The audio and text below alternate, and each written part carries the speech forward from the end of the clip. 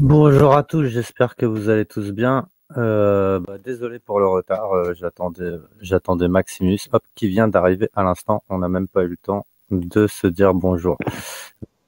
Salut, tu vas bien? Allô, Ouais, salut, salutations, désolé, j'ai eu un petit contretemps. ça arrive, c'est pas grave. Hein? Euh, Tu m'entends bien? Oui, et toi, tu m'entends bien? Ouais, je t'entends bien. Parfait. Ok. Juste avant qu'on démarre ce conseil de lecture, je vais vous raconter un petit peu justement la rencontre avec Maximus. Alors, tout au début, quand je suis arrivé, je l'ai vu au loin. Le premier truc qu'on voit, déjà, d'entrée, c'est le regard. Il a un regard, vraiment, hein, il y a un côté Mike Tyson dans le regard. Je suis arrivé, je me suis dit, c'est qui ce type? Qu'est-ce que j'ai fait? Et là, je me suis rappelé que c'était mon pote, donc du coup, on s'est serré la patte. Et bon, aujourd'hui, je porte une attelle, hein, il m'a pété 2 doigts. Après, il m'a mis une petite tape sur l'épaule, il m'a fait ça va, Lou? Je fais bah ouais, ça va. Je fais bon, ça ira mieux quand même une fois que je me serais fait reboîter l'épaule. Donc après, on est monté chez son pote, on a bu un café et quand les pompiers sont repartis, c'est à ce moment-là que je lui ai proposé. Je lui ai dit tiens, pour immortaliser notre rencontre, on ferait bien de faire un direct. Et je lui dis par contre, tu ne touches plus. Parce qu'après, je rentre en voiture, il faut encore que je puisse conduire quand même. Donc, parce qu'il faut voir le bonhomme, hein. C'est, comment dire, euh, c'est un dos argenté, quoi. Tu sens la puissance. Tu vois, tu sens que bon, le mec, il t'envoie une taloche dans le museau, ça part de l'épaule sans plier le coude, c'est anesthésie générale. Rendez-vous chez le dentiste en bonus. Quiconque s'est déjà pris un parpaing dans la mâchoire voit à peu près de quoi je veux parler. Non, mais je déconne, bien sûr. Non, c'était. Il y en a qui disent sérieux dans le chat. Je lui fais non, non, non, je déconne, bien sûr. Tout s'est bien passé. Bah, vous connaissez Maximus. Voilà, il est exactement comme vous le connaissez dans les directs. Et, c'était une excellente rencontre. Ça va, Maximus? Oui,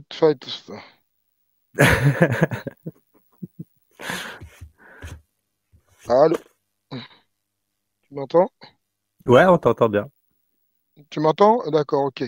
Bah, salutations aux amis du chat, tu m'entends? Ouais, j'ai D'accord, l'impression que bah, d'accord.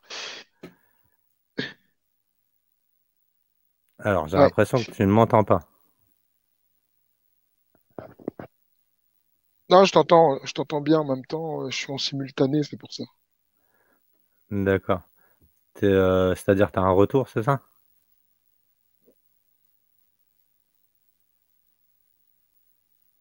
Alors, je t'entends plus, Maximus. T'es en simultané sur un autre direct ou...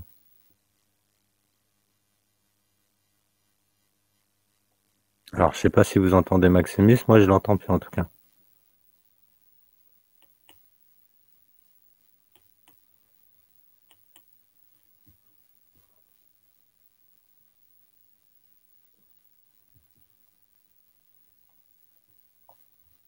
Alors, dites-moi dans le chat si vous entendez Maximus.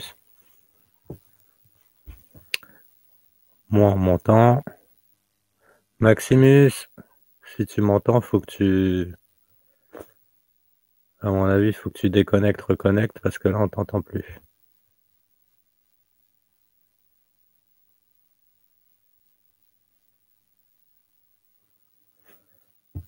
Ah, ouais, bah voilà, il a déconnecté. Euh, Bah ouais, c'était une bonne rencontre, c'était bien sympa. Un point vite fait, en attendant qu'il revienne, le direct avec Marilyn, j'ai toujours pas réussi à le mettre sur comment ça s'appelle? Sur Odyssée, mais heureusement quelqu'un d'autre l'a mis. Alors attendez, je vais vous mettre le lien maintenant. Hop, je copie le lien, je vous le mets dans le chat. Je vais le mettre, hein, je vais le mettre sur la chaîne Odyssée. C'est juste que c'est toujours pareil, quoi. Le truc est tellement lourd. Je l'ai compressé, mais la qualité était devenue vraiment mauvaise, donc il faut que je le recompresse. Et puis avec le réseau que j'ai pour upload une vidéo de 2-3 gigas comme ça me met des heures et des heures. Donc j'ai pas, faut que je gère au niveau de la batterie.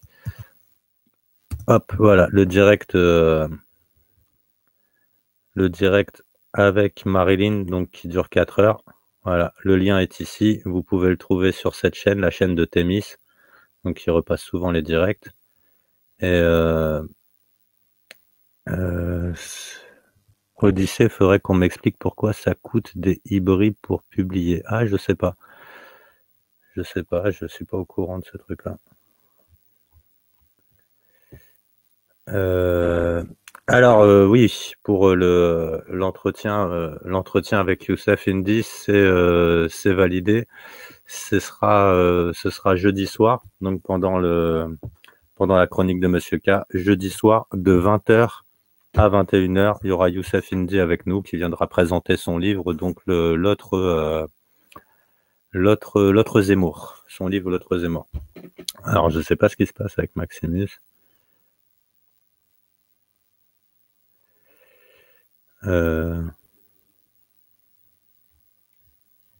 Il doit être en train d'essayer de se remettre de sa rencontre avec moi hier.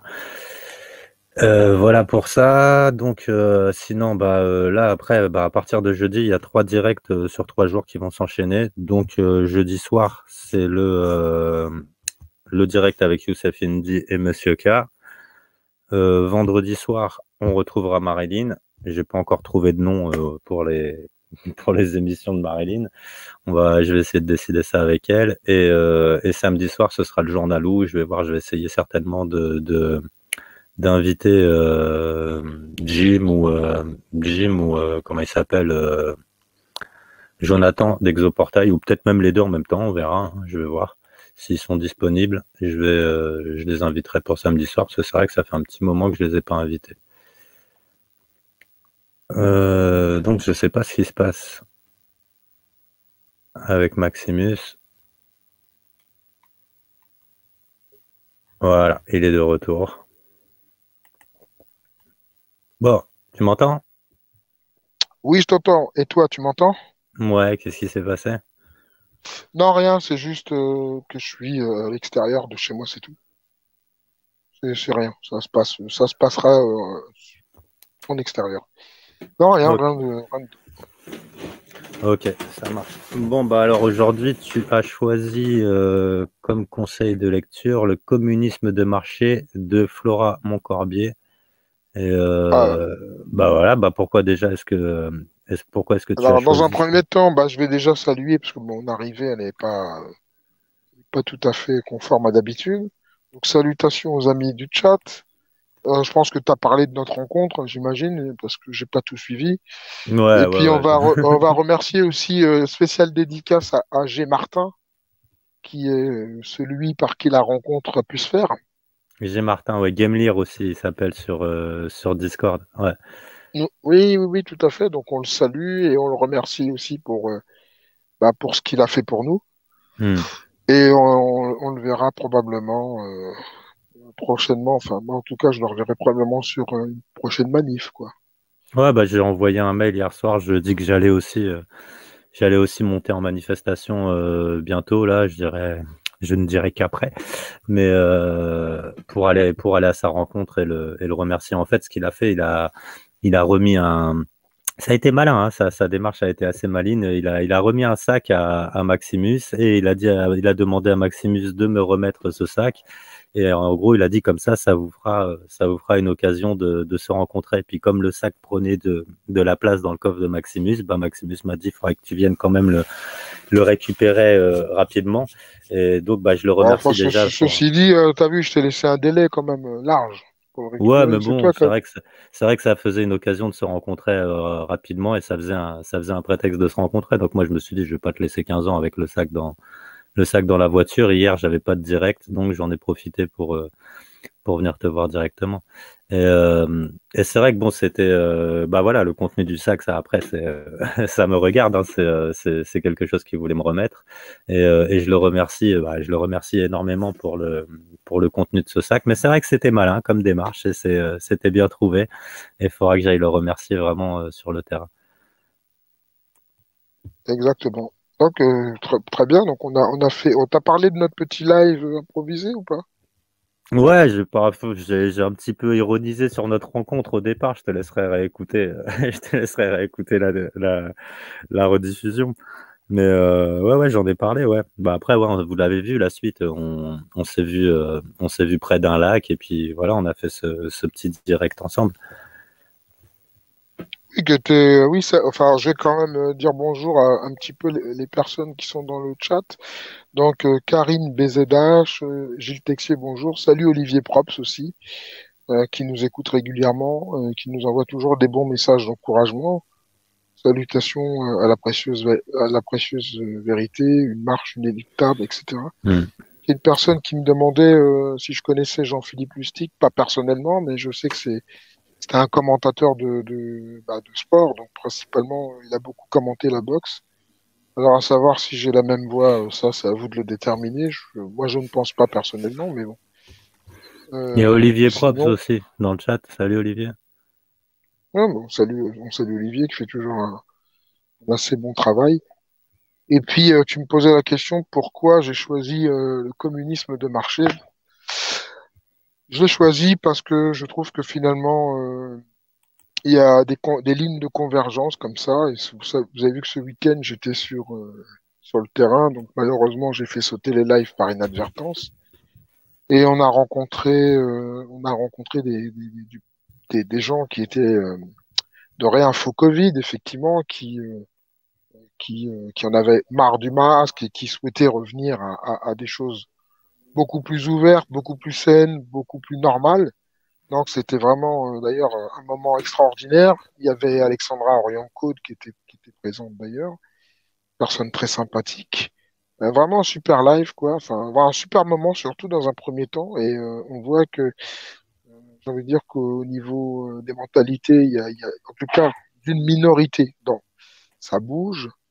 Euh, et puis en discutant avec une infirmière qui défendait en fait le marxisme et le communisme. D'ailleurs, on va la saluer. Victoire, si tu nous écoutes, eh bien, je te dédicace cette émission. Je pense qu'il serait bon que tu l'écoutes pour que tu comprennes où j'essayais de t'amener dans mon raisonnement. Donc j'ai trouvé que ça tombait très très bien parce qu'on est non seulement dans un communisme médicocratique en fait, et derrière on retrouve en fait tous les codes du communisme quoi, c'est-à-dire la pravda, les mensonges, la propagande, les commissaires du peuple. On retrouve tout ça avec cette fameuse crise dite ou à visage sanitaire. Et je trouvais que c'était vraiment intéressant parce que le sous-titre du livre du communisme de marché de Flora Moncorbier, c'est de l'utopie marxisme au mondialisme.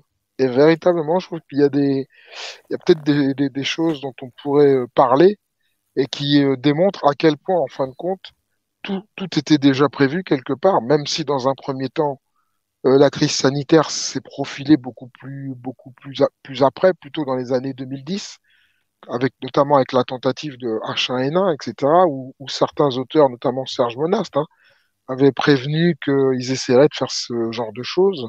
Donc, Monas étant une exception parce que il était vraiment très avant-gardiste. Je dirais que la plupart des gens qui nous ont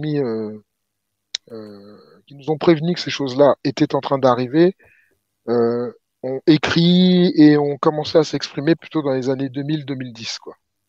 Voilà. Le... Exception faite pour ce... Pardon, sur ce micro-coupure, je croyais que tu avais fini ta phrase. Le titre, il est un peu ironique d'ailleurs, communisme de marché, parce que d'habitude, on parle plus de capitalisme de marché.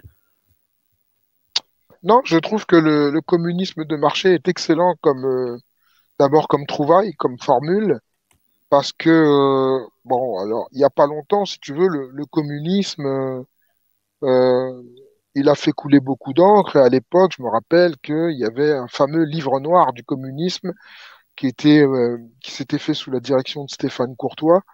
Et Stéphane Courtois avait rassemblé plusieurs auteurs qui, chacun à leur manière, apportaient leur expertise sur cette question du communisme. Et c'était un gros pavé, d'ailleurs, je l'ai toujours à la maison, il est là, c'est un bloc, où au bas mot, il titrait 85 millions de morts. Donc 85 millions de morts, c'est colossal et on sait qu'en vérité, c'est un chiffre volontairement sous-évalué parce que le communisme a tué plus que ça. Et sachant que le communisme est un mensonge. Et ce qui est intéressant, c'est que derrière la société capitalisme, qui est soi-disant son frère jumeau inversé, en fait, on s'aperçoit que ils sont pas si inversés que ça, finalement. Et que dans cette thématique du communisme de marché, derrière, on y trouve aussi comment dire, non seulement une volonté enfin, d'autonomie globaliste, en fait, déjà, mais en plus, on voit bien qu'il a été, ce communisme, le relais de l'économie de marché derrière. Et que volontairement, on est passé d'une utopie à une autre, en fait. Et que le capitalisme devait nous amener vers, si tu veux, un avenir radieux, plutôt pour l'humanité. On se rappelle des discours des libéraux qui disaient que c'était fantastique parce que le capitalisme allait développer des richesses et que ça allait mieux les répartir et qu'ils étaient pour un partage. Alors on était encore à l'époque sur, si tu veux, des dichotomies droite et gauche, où effectivement celui qui était sur le spectre de gauche aurait pu se considérer comme plutôt communiste, le partage, etc. Et puis on avait les dits libéraux, ceux qui étaient favorables à l'entreprise, l'économie de marché, alors qu'en réalité les deux finalement fonctionnent du moins convergent vers, si tu veux, la même utopie mondialiste.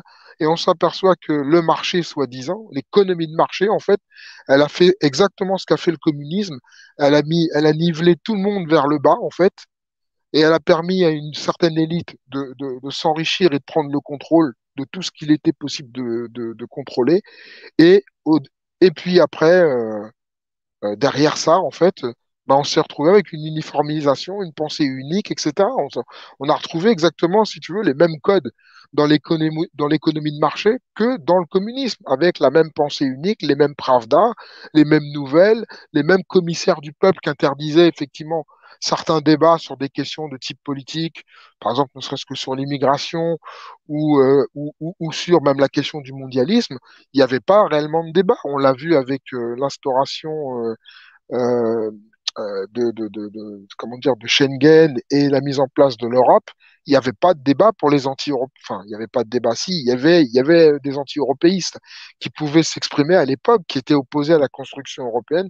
Mais la vérité dans tout ça, c'est que c'était pas équilibré. On entendait plus les pro-européens que ceux qui, justement, étaient les contempteurs, les contestataires, si tu veux, de la mise en place de cet ensemble européen.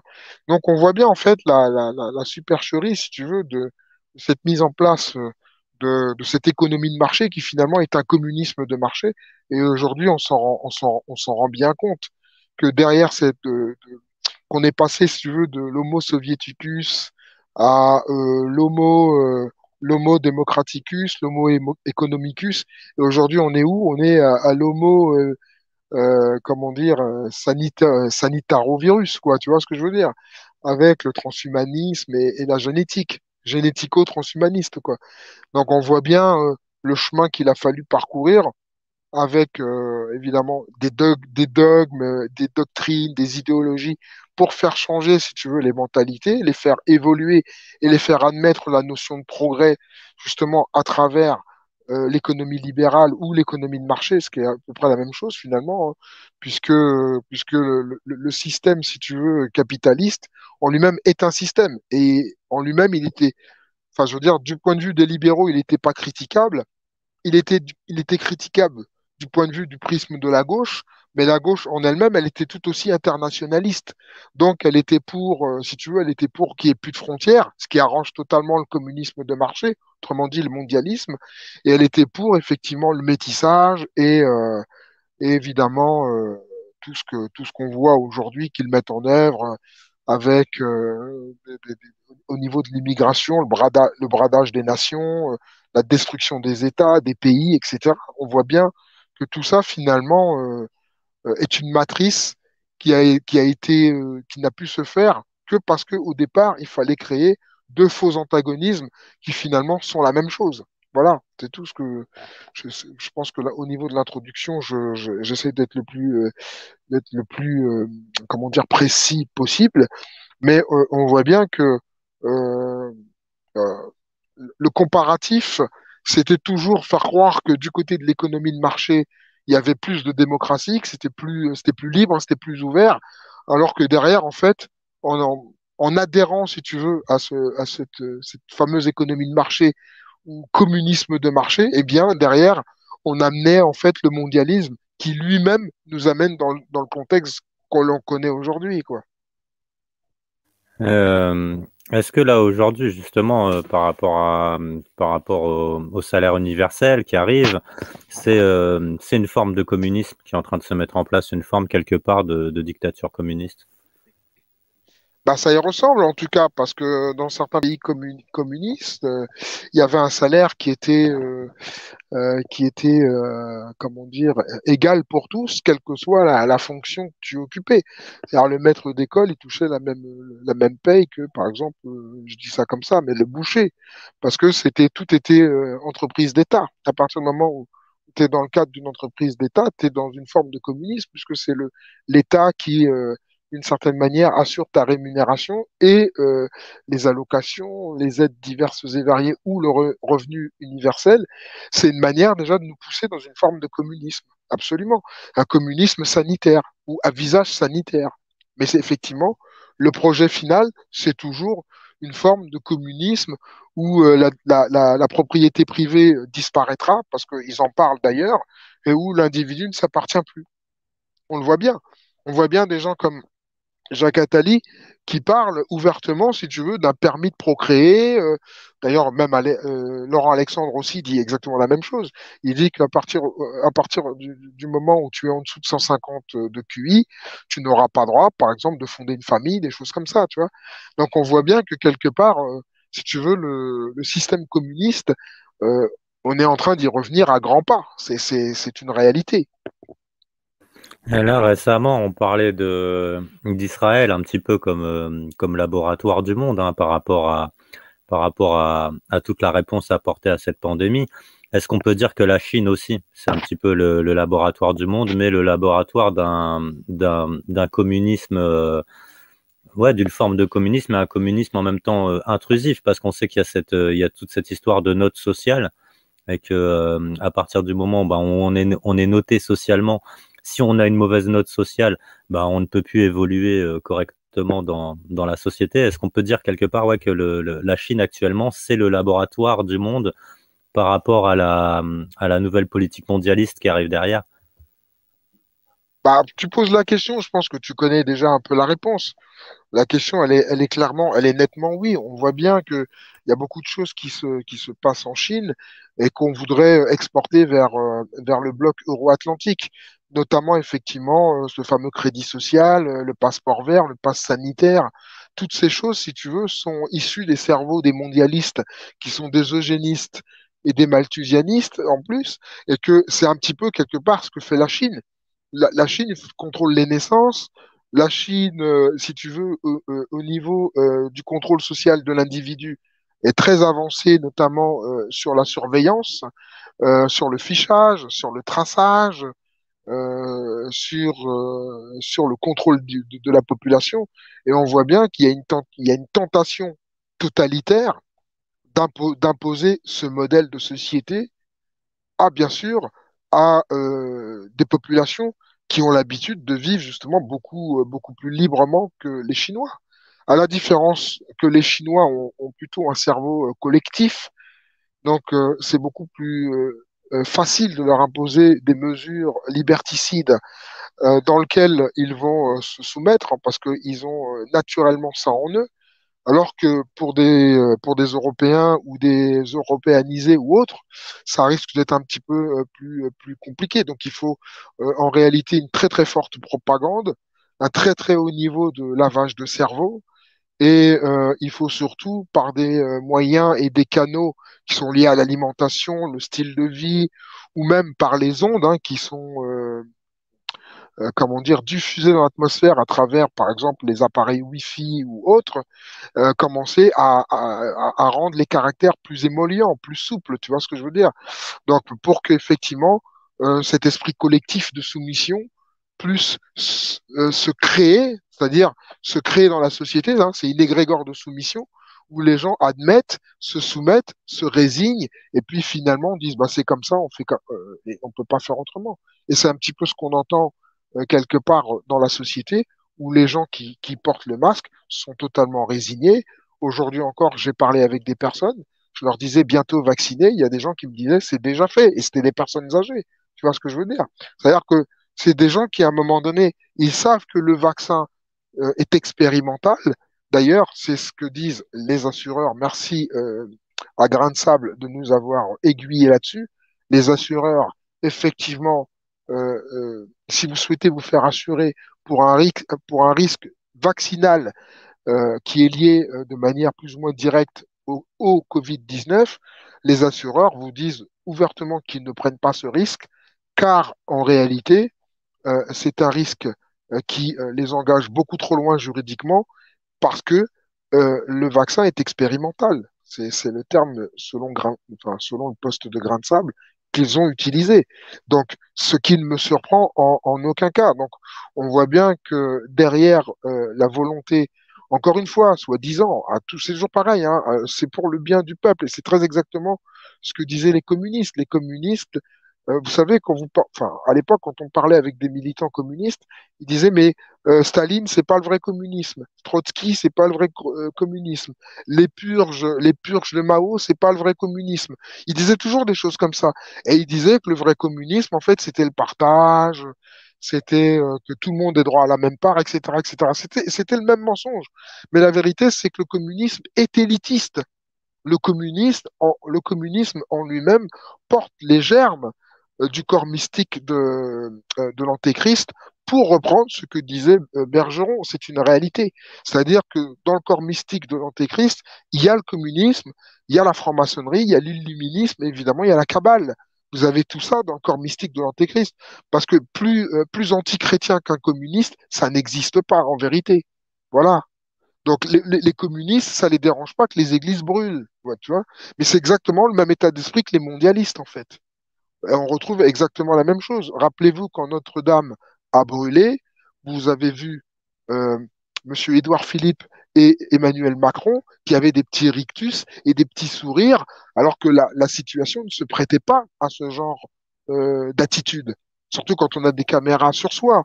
Donc on peut se demander pourquoi ils avaient ce petit rictus et ce petit sourire, goguenard. On peut se poser la question.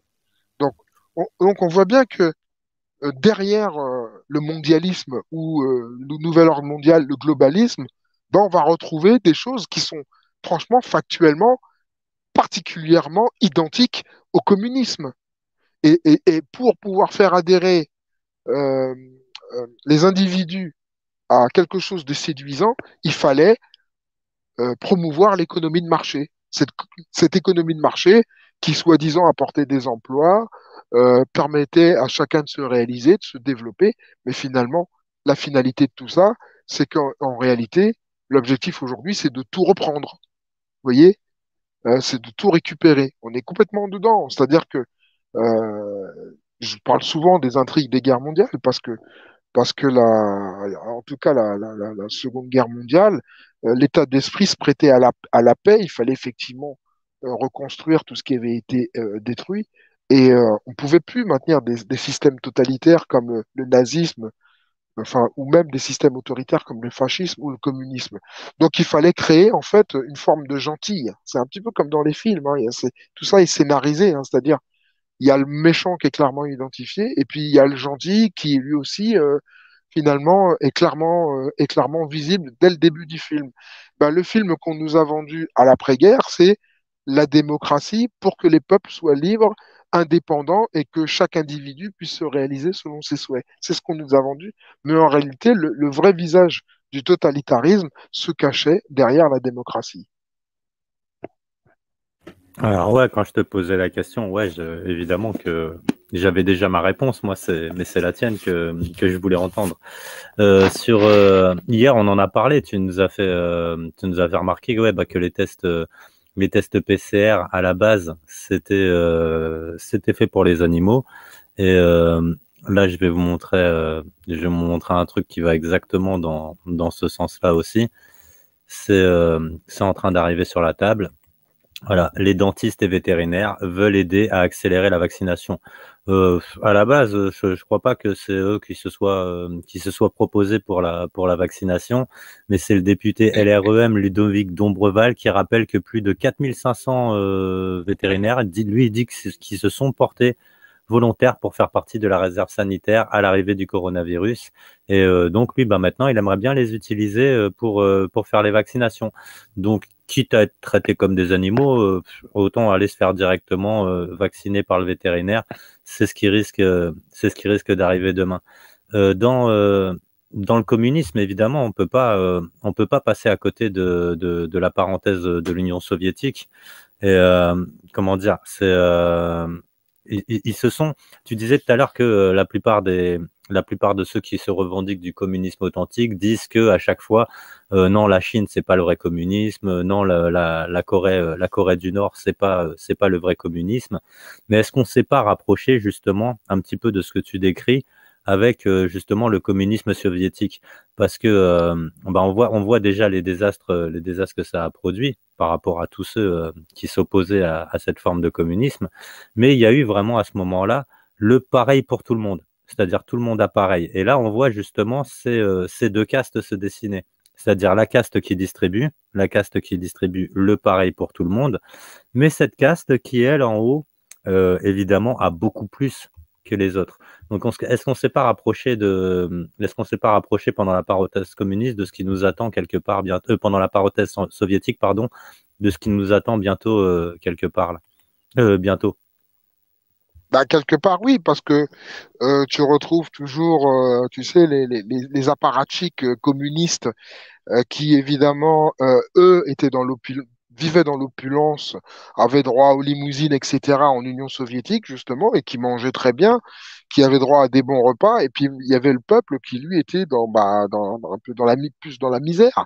Donc c'est exactement, quelque part, la même chose. On retrouve des ultra riches, ça a été dénoncé par Bégodeau et par d'autres, et beaucoup de gens justement de l'extrême gauche, notamment même des Mélenchon, etc., une certaine arrogance d'une caste de gens immensément riches qui a droit à des avantages démesurés par rapport à ce qu'ils sont, et puis tout le reste, une population qui se paupérise de plus en plus et qui sera de moins en moins en position, si tu veux, de revendiquer une quelconque liberté parce qu'on va la mettre dans la dépendance. Et tout ça est volontaire, tout ça est fait exprès. Et on voit bien qu'il y a cette réalité-là, tu vois, qui se dessine derrière. Donc, j'ai envie de te dire oui, la réponse, tu viens de la donner quelque part. Donc, c'est totalement. Mais le mondialisme, c'est un système communiste, de toutes les façons. Le communisme, c'est un laboratoire. C'est un laboratoire à la base, tu vois. Et là, on le voit déjà, de toute façon, ces différentes castes se dessiner, hein. Pour nous, il faut vite rentrer à la maison à 18 heures parce qu'il y a le couvre-feu. Par contre, les journalistes, les médecins qui nous imposent ça, eux, au restaurant, ils sont encore à minuit en train de bouffer entre eux. Les médecins qui sont sur les plateaux de télé de BFM TV à nous raconter du matin au soir que là, c'est une terrible pandémie, que, il faut surtout faire très attention aux gestes barrières parce que, bon, les super gestes barrières qui ont arrêté la grippe, mais qui n'ont pas arrêté le Covid, ça, on pourrait en parler pendant des heures tellement que c'est aberrant. Et eux, non. Donc, ils nous imposent tout ça. Donc, cette petite caste, comment dire, D'apparatchik, hein, tu peux dire, ouais, tu peux dire d'apparatchik. ouais, ouais, d'apparatchik, moralisatrice, qui va nous faire la morale du matin au soir. Et puis, le soir, boum, eux, ils se barrent au restaurant à minuit, ils sont en train de bouffer entre eux, sans geste barrière et tout, alors que c'est eux qui nous imposent ça. Donc, on est déjà dans cette forme, quelque part, de différentes cases. Barbier inclus, ouais, nous dit César Jules dans le chat. Bah, Donc on se retrouve effectivement, on se vas-y, je t'en retrouve prie. dans le cadre d'une classe ouvrière maintenant qui est surexploitée, c'est-à-dire avec des petits métiers mal payés, ubérisés, si tu veux, où finalement les gens, bah, ils serrent les fesses parce qu'on les met en télétravail et on les met en chômage partiel. Donc il y a effectivement maintenant, on retrouve le même phénomène que sous le communisme, quoi, où on va utiliser uniquement ce dont on a besoin. C'est typiquement le même système. Effectivement, c'est ce que fait aujourd'hui le système mondialiste qui te dit, bah, moi, j'ai pas besoin de toi, donc j'ai pas besoin de toi par exemple, entre 8 heures et 16 heures, bah, je te mets en repos. Par contre, si j'ai besoin de toi le lendemain entre 7 heures et 11 heures et que tu es en repos, justement, bah, tu vas travailler. C'est exactement ça. C'est-à-dire que là, on est typiquement dans la surexploitation, de la même manière qu'on le faisait en Sibérie ou dans les goulags, mais sauf que en fin de compte, c'est pas un travail de force, c'est juste simplement que comment dire, t'es en mise en disponibilité. Et c'est particulièrement difficile de refuser en plus. Tu vois ce que je veux dire? Mais quelque part, c'est une forme de bagne, mais qui ne dit pas vraiment son nom, tu vois. Et on voit bien qu'effectivement, c'est toujours pour le confort des mêmes. Parce que justement, les, euh, parlons des indépendants un petit peu, des petits restaurateurs, des brasses, enfin oui, comment dire, des brasseries, des cinémas, des gens qui travaillent dans l'événementiel et qui ne travaillent plus aujourd'hui. Ces gens-là sont en train de disparaître. Pourquoi? Parce qu'en réalité, tout ça va être ubérisé. Et en fait, si on regarde bien, ça a même déjà commencé. Sauf que le divertissement en lui-même, à sa façon, il est ubérisé puisque vous avez à l'intérieur même des émissions de divertissement, des films, des séries, vous avez du placement de produits. Ça veut dire que vous avez des enseignes qui déjà, en fait, font de la visibilité à travers des émissions de divertissement. Donc, elles peuvent se permettre d'avoir leur mot à dire sur ces contenus, justement. Quand vous avez, par exemple, dans Le Transporteur, je prends au hasard, hein, comme ça, un film, Le Transporteur avec Jason Statham, vous avez des Mercedes. Ben, c'est du placement de produit. Ça veut dire que si Mercedes estime que telle scène ne met pas en valeur son produit ou dérange sa clientèle, elle peut dire, je voudrais qu'on réécrive le scénario, le script, ou je ne veux pas de tel acteur parce qu'il nuit à l'image de la marque. Ouais, tu vois, et on retrouve finalement quelque part, déjà dès le départ, et ça a été pareil aussi d'ailleurs avec la guerre du Kosovo et des Balkans, où on a fracassé les Balkans, on a utilisé les services de l'OTAN. Je rappelle que l'OTAN, c'est l'armée internationale, pour complètement démonétiser la Serbie et la criminaliser à travers justement les prétendus crimes de Milosevic, alors que derrière, on avait une Albanie qui était soutenue par la Turquie, qui est justement membre de l'OTAN, etc. Donc on était déjà dans un jeu mondialiste, évidemment, dès le départ. Mais on vous explique que les guerres, elles sont faites au nom des droits de l'homme, justement, et pour assurer plus de démocratie, mettre en place évidemment enfin, un démocrate, bah, qui sera forcément à la botte des mondialistes, parce que Milosevic, En ce qui concerne le Kosovo, justement, Slobodan Milosevic n'était pas spécialement sur la ligne mondialiste. C'est d'ailleurs pour ça qu'il fallait démembrer la Serbie et notamment donner une autonomie au Kosovo. Donc l'objectif, c'est toujours le même, c'est d'imposer à travers des guerres une démocratie avec une économie de marché pour niveler toujours le cerveau des populations pour qu'elles oublient leurs traditions, pour qu'elles oublient leurs coutumes, leur culture, pour qu'on soit, si tu veux, dans une sorte de destruction des valeurs, parce que c'est ce qu'amène justement le marché. Le marché, il ne transporte pas des valeurs, il ne fait pas la promotion des 10 commandements, par exemple. Tu respecteras ton père et ta mère, etc. Il oublie tout ça. Donc en réalité, le marché a tout intérêt justement à ce que les gens soient ni musulmans, ni chrétiens, ni croyants, ni attachés à quelque valeur que ce soit, pour que plus on divise, plus le marché se renforce. Et plus le marché se renforce, plus effectivement on fragmente les individus, on les atomise, donc automatiquement on les éclate. Hein, c'est pour ça qu'on a attaqué la famille. Eh bien, plus les gens sont isolés et plus c'est facile d'en faire ce qu'on veut. Et on le voit encore aujourd'hui. Aujourd'hui, on est dans quoi? On est dans une forme de communisme à visage sanitaire. Mais c'est toujours une projection communiste en réalité derrière, ou dans lequel va se cacher évidemment le vrai projet qui est le nouvel ordre mondial ou le mondialisme, quoi. La distanciation sociale, l'uniformisation, comment dire, si arrive cette histoire de salaire universel, bah, ce sera une uniformisation des salaires, puisque ça va être la même chose pour tout le monde. Et ceux qui auront la chance de pouvoir travailler à côté, eh bien, pourront, comment dire, bah, gagner un peu plus d'argent. Mais derrière, c'est surtout aujourd'hui, c'est les médias qui font un travail de propagande. Je veux dire, il n'y a plus d'information dans ce qu'ils nous donnent. Il y a que du formatage à ce nouveau communisme qui doit devenir une forme de communisme mondial.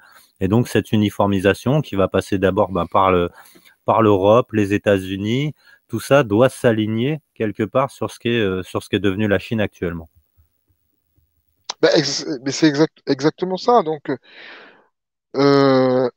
tu parlais effectivement des messages, mais c'est la Pravda. Vous avez vu qu'aujourd'hui, d'ailleurs, le communisme qui se dit athée, en fait, il fonctionne de la même manière que les religions, même pire encore. C'est-à-dire que vous avez un évangile aujourd'hui, c'est l'évangile selon Saint Covid, et vous ne pouvez pas contester le port du masque. Enfin, je ne sais pas si vous suivez un petit peu les interventions de Philippot sur CNews, mais c'est vraiment intéressant parce qu'à chaque fois, on lui dit, mais monsieur Philippot, vous n'êtes pas contre le port du masque. C'est-à-dire qu'en vérité, c'est comme la croix qu'on porte autour du cou ou la kippa ou j'en sais rien, le Coran. Donc on n'a pas le droit de contester. Le port du masque, c'est interdit, c'est un blasphème. Donc on reprend les codes de la religion et on dit, ah oui, mais il y a un virus, etc., etc., et il faut avoir la foi, c'est-à-dire il faut avoir des réflexes de croyants. On est véritablement chez les Torquemada et l'Inquisition. C'est-à-dire, on ne peut pas contester le dogme. C'est interdit. C'est interdit la contestation du dogme. Et par exemple, vous avez vu que même Philippot, quand il propose l'alternative entre les confinements, le couvre-feu, la vaccination par long traitement, eh bien ça, ils ne veulent pas en entendre parler. C'est exactement comme une secte, hein. C'est comme une secte, c'est du fanatisme. On est dans du fanatisme à caractère religieux, et c'est ça qui est intéressant, euh, si tu veux, là où c'est intéressant de faire le parallèle avec le communisme, c'est ça. C'est-à-dire que le dissident communiste, quand il se faisait dénoncer, et d'ailleurs, vous avez vu que dans le communisme, il y a l'instauration de la dénonciation, hein, et vous aviez des enfants qui dénonçaient leurs parents, et ben on se retrouve avec les mêmes phénomènes. Vous avez des gens qui téléphonent pour dénoncer le voisin parce que il n'a pas respecté le couvre-feu, parce qu'il n'a pas respecté le confinement ou qu'il porte pas le masque. Vous avez exactement les mêmes comportements. C'est véritablement la même chose. C'est un copier-coller. Ben, j'étais Vous avez les. ravi. Pardon, vas-y, je te laisse finir. Non, non, je t'en prie, vas-y, vas-y. Bah, j'étais ravi hier en arrivant dans le quartier là où on s'était donné rendez-vous de voir tous ces jeunes en bas là avec qui je discutais quand t'es arrivé, qui étaient sans masque. Voilà, ils étaient sans masque, ils étaient tranquillement, ils discutaient comme si de rien n'était. Et ça fait plaisir de voir ça. Encore une certaine forme de résistance. Mais ils ont de l'intuition. Dans les quartiers, il y a de l'intuition et ils savent très bien que beaucoup de choses sont de la manipulation. Il y a Louis-Marie qui dit Mélenchon appelle de ses voeux le revenu universel pour tous. Mais oui, mais Mélenchon, il s'en cache pas. Il se revendique lui-même maoïste. Donc Mélenchon, c'est un communiste, communiste en puissance. Mais comme je disais tout à l'heure, ouais, ça c'est pas le bon communisme, ça c'est pas le bon communisme. Qu'est-ce que le bon communisme? Si c'est ce qui se passe actuellement en Chine, bah, ce qui nous est réservé demain, c'est pas très bon. Et il y a Justin Palmier qui dit aussi le fait religieux n'a rien à voir dans cette manipulation communiste. Bah, c'est ce qu'ils veulent. L'uniformisation des choses, c'est déjà de mettre à bas les religions, quelles qu'elles soient, hein, que ce soit christianisme ou islam, c'est de mettre à bas ces religions comme étant quelque chose d'archaïque, de dépassé, véhiculant des valeurs qui les dérangent, hein, pour ceux qui pratiquent bien leur religion et qui ont bien intégré les bonnes valeurs de leur religion, c'est de mettre à bas des valeurs qui les dérangent. Donc ça a peut-être rien à voir, mais en Non, tout mais je n'ai cas, pas dit que ça avait à voir, j'ai dit qu'ils reprenaient les mêmes codes et qu'ils avaient les mêmes comportements aussi fanatiques. Ce qui... Regardez, quand on dit, on parle de communisme là, vous trouvez pas que ça ressemble à covidisme? Communisme et covidisme, vous trouvez pas que ça se ressemble un petit peu? ouais, c'est ça, on peut Balou, dire qu'on est dans le covidisme actuellement. bah oui, on est dans le covidisme. Et covidisme et communisme, je suis désolé, sur le plan euphonique, ça se ressemble. Regardez, en dehors du goulag, on pouvait glorifier, si vous voulez, l'ouvrier aux communistes, etc. Qu'est-ce qu'ils ont fait avec les soignants? Ils les ont pas glorifiés de la même manière qu'en dehors du goulag, on les glorifiait. Mais c'est exactement le même processus, parce que le communisme, lui, voulait créer un homme nouveau, et résultat, avec enfin, le globalisme, si on, ou le communisme, on peut appeler communisme de marché, ou mondialisme, en réalité, le projet, c'est le même, c'est de créer un homme nouveau. Quand ils font leur quête d'immortalité, quand vous entendez, quand vous prenez les déclarations de Ray Kurzweil ou de Laurent Alexandre ou d'autres transhumanistes, en vérité, quand ils vous disent que l'homme qui vivra 1000 ans est déjà né, c'est déjà l'homme nouveau. La combinaison de l'homme avec la machine où on lui met des puces implantées, c'est le projet communiste de l'homme nouveau. On retrouve très exactement la même chose. Le covidisme et le communisme, c'est la même chose. Ouais, et là, tu confirmes ce que dit Loup Noir 11. Dans le communisme, il y a une forte dimension eschatologique, c'est clair. C'est clair, puisque arriver au transhumanisme, ça, quand on reprend l'eschatologie, bah, toutes les eschatologies, même quelque part, on voit qu'on y arrive. Et nous sommes dans le communisme. Ouais, c'est ça, Ou exactement. ou le covido-communisme, vous pouvez l'appeler comme vous voulez, c'est exactement la même chose. C'est vraiment, on retrouve la mainmise du système sur l'homme, de toutes les façons. C'est tout aussi totalitaire, quelque part. Donc, il y a aucune différence avec des goulags. D'ailleurs, vous avez des goulags mentaux où on dit il y a les anti-masques, il y a les pro-masques, il y a il y a les anti-vax, les pro-vax, etc. On recrée des espèces de goulags intellectuels où celui qui n'est pas dans le bon camp, il n'aura pas le même temps de parole que celui qui est sur la ligne du parti, si je puis dire, du parti covidiste. Donc là, on voit bien qu'on est mal dans un schéma. Honnêtement, moi, je suis désolé, mais là, c'est assez flagrant quand même. Tu vois ce que je veux dire? Euh, Ah, et on, demain les clients du goulag, c'est nous. Tous ceux justement qui s'opposent à ça, ceux à qui ils ont décidé de coller l'étiquette complotiste, alors qu'on le voit bien, bon, tout ceci, bah, il y a réellement un complot, hein, on peut vraiment parler de complot mondialisme. Bah, demain, le goulag, c'est pour nous, tous ceux qui refusent justement ce nouveau communisme. Et on retrouve exactement la même sacralisation de la pandémie, avec les mêmes totems, avec les mêmes commissaires du peuple qui anathémisent et qui effectivement mettent au banc. Donc ceux qui veulent pas se faire vacciner, bah, ils seront mis au banc. Vous voyez, aujourd'hui, c'est même pas, il n'y a même pas d'alternative possible à la vaccination. Ils veulent même pas en entendre parler. C'est faites-vous vacciner. Moi, j'ai autour de chez moi un panneau. D'ailleurs, je t'enverrai la photo, Lou, je le prendrai en photo. C'est marqué faites-vous vacciner. C'est à l'impératif. C'est-à-dire que il n'y a même pas à discuter. C'est-à-dire que vous entendez des gens sur les plateaux de télévision, dont une brune que j'ai vue hier, justement, qui parlait, je ne sais même plus avec qui, elle disait non, non, mais on n'a pas le choix aujourd'hui. Les soignants doivent se vacciner. Les soignants, évidemment, ne veulent, enfin, pour beaucoup d'entre eux, ils ne veulent pas se faire vacciner et ils savent très très bien pourquoi d'ailleurs. Et c'est pas que pour le Covid-19 qu'ils ne veulent pas, c'est déjà pour d'autres vaccins antérieurs. Ils savaient déjà quelle était la réalité de la vaccination. Donc, ils se faisaient, pour la plupart, pas vacciner. Donc, et notamment, on savait que plus de 41% des médecins généralistes ne se vaccinaient pas, ni eux, ni leur famille. Je crois que c'est en 2007, hein, c'est les chiffres de 2007, j'ai pas les chiffres d'aujourd'hui. Mais aujourd'hui, les médecins qui recommandent une, entre guillemets, vaccination Covid, vont-ils, eux, la faire pour eux et leur famille, cette même vaccination? C'est intéressant de voir comment ceux qui se considèrent comme l'élite, comme dans le Parti communiste, euh, bah, demandent à l'homme du peuple certaines choses qu'ils ne s'appliquent pas à eux-mêmes.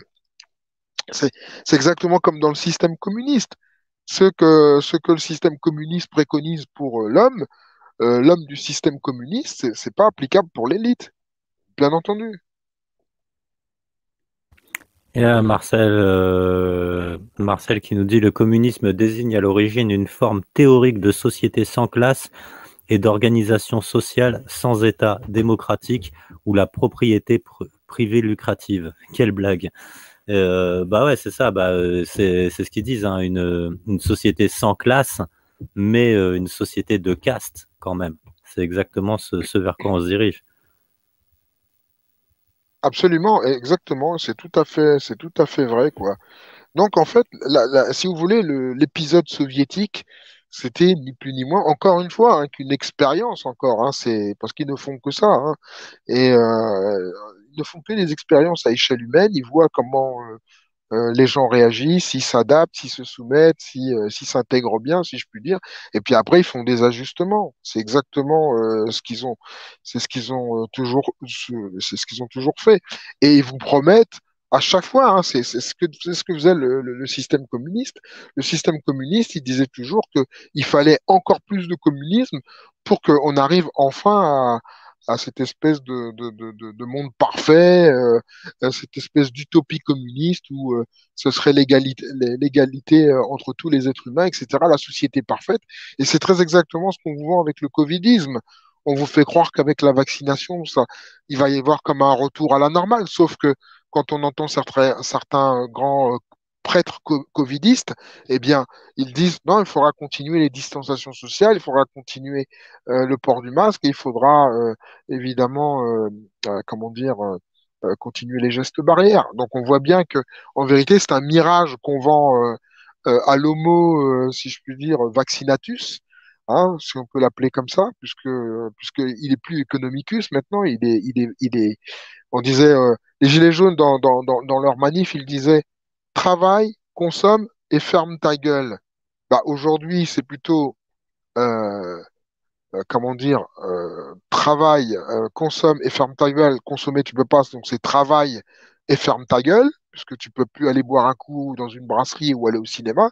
Donc tu ne consommes pas, sauf le strict nécessaire pour continuer de maintenir un semblant d'économie de marché.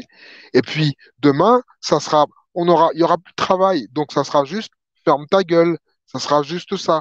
Donc, si tu veux, on voit comme dans le système communiste, hein, c'est exactement la même chose. Le système communiste, c'est travaille et ferme ta gueule. Et puis quand on n'a plus besoin de toi, tu es un dissident, bah, on vient te chercher chez toi, comme chantent les Gilets jaunes. Tu vois? Mais sauf que c'est la Tchéka qui vient te chercher et qui vient, bah, c'est la police, la Tchéka, hein, c'est la police communiste, soviétique, qui vient te chercher et qui t'embarque parce que tu as mal parlé du parti ou tu as critiqué le chef ou un dignitaire du parti, on vient te chercher. Et il y a une personne qui disait que visiblement, alors moi j'ai pas cette info, que Martial Lanoir aurait été perquisitionné. Alors si c'est vrai, j'aimerais bien en connaître le motif, parce que aux dernières nouvelles, Martial Lanoir n'est pas un terroriste, ce n'est pas un poseur de bombes, ce n'est pas un assassin, ce n'est pas un braqueur de banque. Donc j'aimerais bien savoir pourquoi Martial Lanoir a été perquisitionné. C'est très inquiétant. Voilà.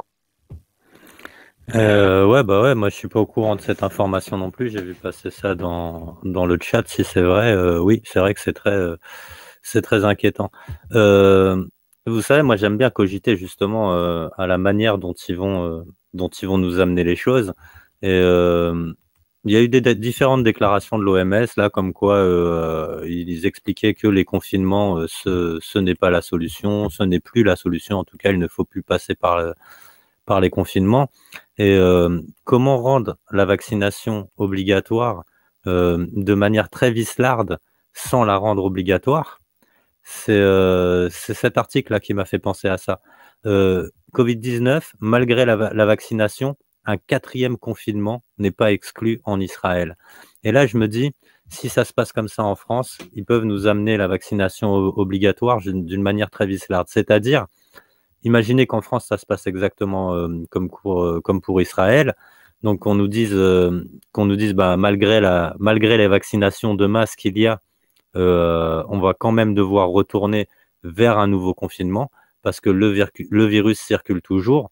Donc, ceux qui sont vaccinés ne peuvent plus l'attraper, mais ils pourraient toujours le transmettre. Donc, ils pourraient toujours le transmettre à des gens qui ne sont pas vaccinés. Donc, il faudrait faire un nouveau confinement. Mais évidemment qu'à ce moment-là, les gens qui, eux, se sont fait vacciner vont dire, bah oui, mais nous, on est vaccinés, on ne peut plus l'attraper, donc je ne vois pas pourquoi nous, on devrait être en confinement, pourquoi on n'aurait pas le droit de sortir. Et là, je pense que ça peut se passer de cette façon-là. C'est-à-dire, ce pass sanitaire, ça deviendra le sésame de sortie. Et ceux qui ne sont pas vaccinés et qui n'ont pas le pass sanitaire, eux devront être confinés. Résultat, bah, les gens en ayant marre d'être confinés voudront sortir et beaucoup ils se précipiteront pour aller se faire vacciner à ce moment-là. Je veux dire, imaginez la situation, vous pouvez plus sortir de chez vous parce que vous n'êtes pas vacciné et partout, si vous décidez de sortir et de transgresser le confinement, partout où vous vous pointez, on vous demande le pass sanitaire. C'est-à-dire pour faire vos courses, il y a la police à l'entrée, pass sanitaire, vous avez votre pass sanitaire, c'est bon, vous pouvez rentrer faire vos courses. Vous n'avez pas de pass sanitaire, c'est même pas vous pouvez pas rentrer. C'est vous n'avez rien à faire là. Vous devez être confiné chez vous parce que vous êtes en danger, vous pouvez attraper le virus, venant même de gens vaccinés. Donc voilà, je pense qu'ils peuvent jouer les choses dans ce sens-là. Ben, on verra bien comment ça se passe, mais on risque de vivre des temps très très difficiles parce que le passeport sanitaire, ça concerne tous les pays et c'est là où on voit que le globalisme est là, bah, puisque maintenant nous sommes dans une post-économie de marché, ils ont besoin d'avancer leur agenda, c'est indéniable.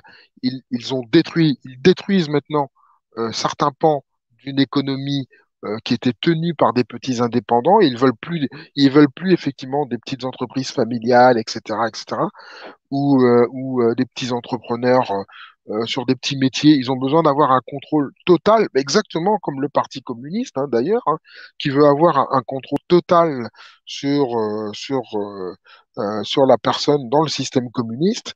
Eh bien, on retrouve très exactement la même volonté de s'accaparer de manière matérialiste l'être humain.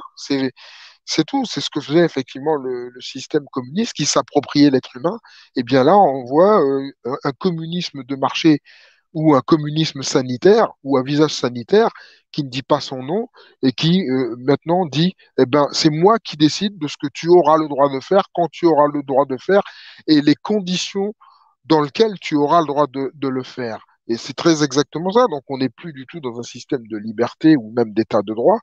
C'est-à-dire qu'en fin de compte, même la notion d'état de droit en elle-même, je suis désolé, mais elle n'existe plus, puisque et de l'état de droit et le communisme, ça fait pas bon marché, ça marche pas ensemble. Donc on voit bien que tout ce qui est privé va le devenir de moins en moins, ça sera de moins en moins privé. D'ailleurs, on peut même dire, pour ma part, que la propriété privée n'existe pas, puisque dès lors que vous possédez un bien immobilier, à savoir une maison, par exemple, vous avez payé ce bien. Donc, techniquement parlant, puisque vous avez payé ce bien, c'est que votre rémunération elle-même a déjà été enfin, votre travail, votre salaire, lui, il est fiscalisé. Vous payez des impôts dessus.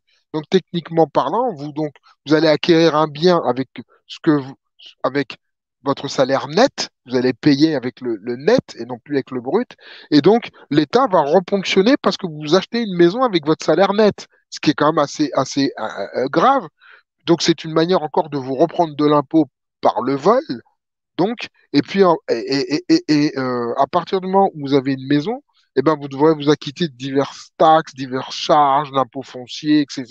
Et il y en a dans tous les sens. Sans compter qu'en plus, vous aurez des obligations de mise aux normes de la maison, de rénovation de la maison, etc.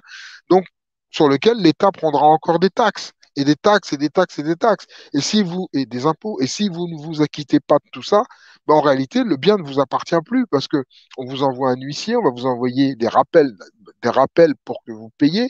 Puis après, ça sera les huissiers, hein, bien sûr, j'ai inversé. Et puis, à un moment donné, bon, on saisira votre maison si vous ne pouvez plus payer. Et aujourd'hui, c'est ce qui se passe.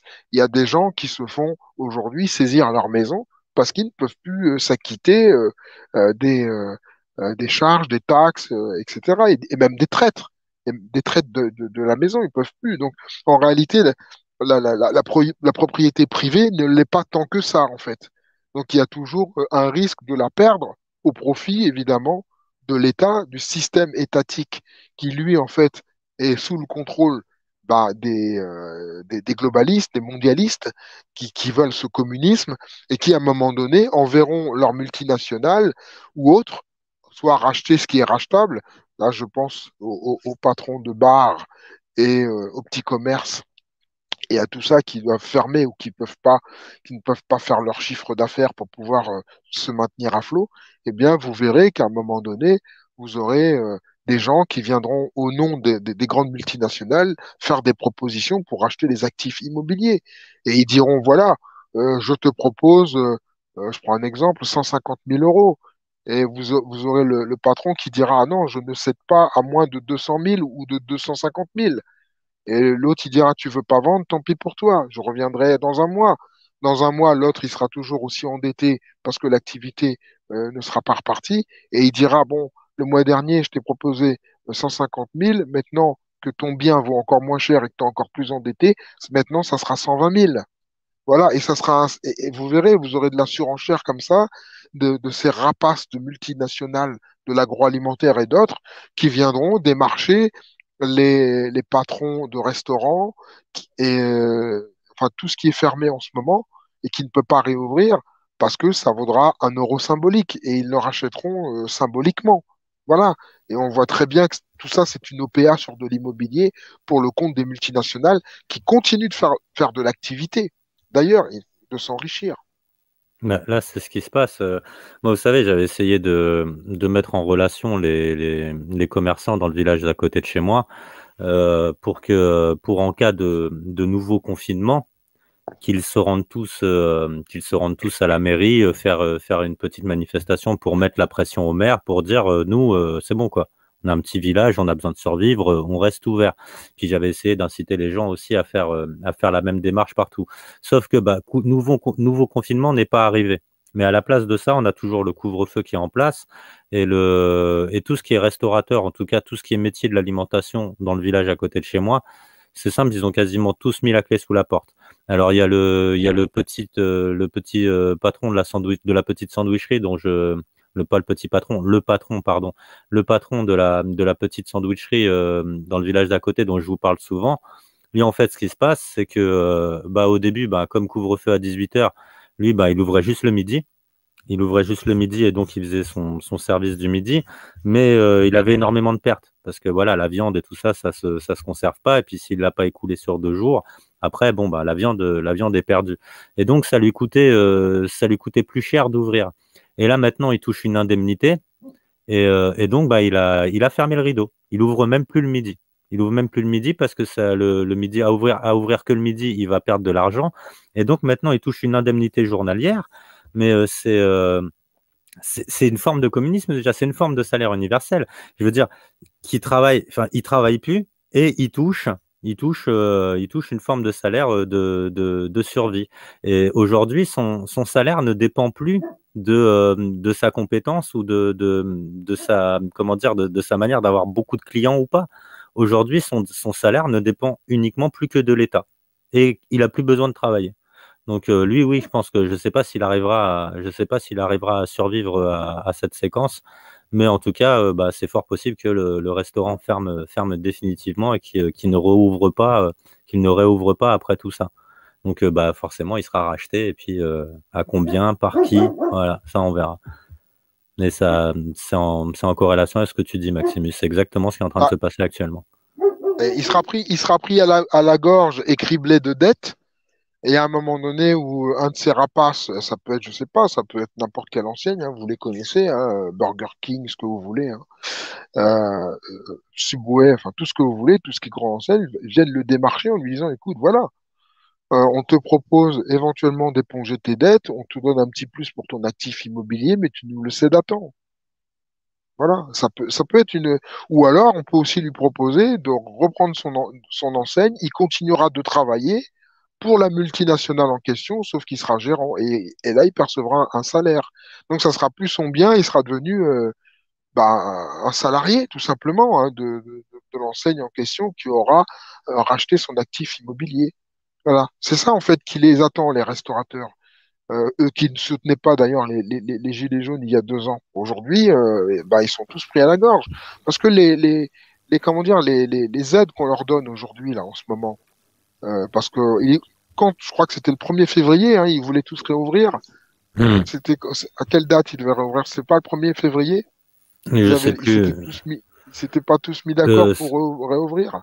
C'était alors ça, je crois que c'était en Italie, ce dont tu parles. Mais en France, ils voulaient pas faire. Enfin, il n'y avait pas une date qui avait été Je sais pas, tu sais, les restaurateurs, définie. Oui, les, ouais, les- c'est ça. les restaurateurs, comme tu l'as dit, déjà, bon, ben, ils n'ont pas soutenu les gilets jaunes. Hein. Pour eux, à ce moment-là, les gilets jaunes, bah, c'était une perte de chiffre d'affaires. Partout où les gilets jaunes manifestaient, on voyait les médias venir et interviewer des restaurateurs pour qu'ils puissent râler et dire les gilets jaunes, c'est inacceptable, ils sont en train de causer notre perte et tout. Et aujourd'hui, malheureusement, les restaurateurs, beaucoup sont en train de tomber dans un second panneau, c'est de valider le pass sanitaire. Parce qu'à travers le pass sanitaire, on leur fait la promesse de retrouver une clientèle. Les clients vont pouvoir revenir, mais vous n'accepterez que des clients qui ont le pass sanitaire et qui scanneront le QR code à l'entrée de votre magasin. Donc, ils sont en train de valider encore une fois, ils sont encore une fois à nouveau en train de tomber dans un piège, malheureusement, Et c'est ça, en fait, et ils c'est s'en rendent pas confirmé compte. par. Oui, confirmé par le chat. C'était le 1er février que les restaurateurs, soi-disant, devaient ouvrir malgré, entre guillemets, les restrictions du gouvernement. Et puis finalement, c'est Bruno Le Maire qui a dit, si vous rouvrez, on vous coupe les aides. Bah, ils sont tous rentrés à la niche, tu vois. Ils sont tous rentrés à la niche. Donc voilà comment ça fonctionne. Et effectivement, et le revenu universel qu'ils vont mettre en place, ça sera exactement, enfin qu'ils veulent mettre en place. J'espère que ça verra pas le jour. Mais bon, il semblerait qu'on en prend salement le chemin. Bah, ils diront, bah, tu veux pas te faire vacciner, on te coupe ton revenu universel. Tu veux pas faire ci, on te coupe ton. Voilà, exactement. Ce sera le même chantage. D'ailleurs, depuis quelque temps, on voit que tout ne marche qu'au chantage. Par décret, au chantage, par décret, au chantage, par décret, au chantage. Je sais pas, d'ailleurs, je ne sais même pas pourquoi on appelle ça démocratie encore aujourd'hui, le système dans lequel on est.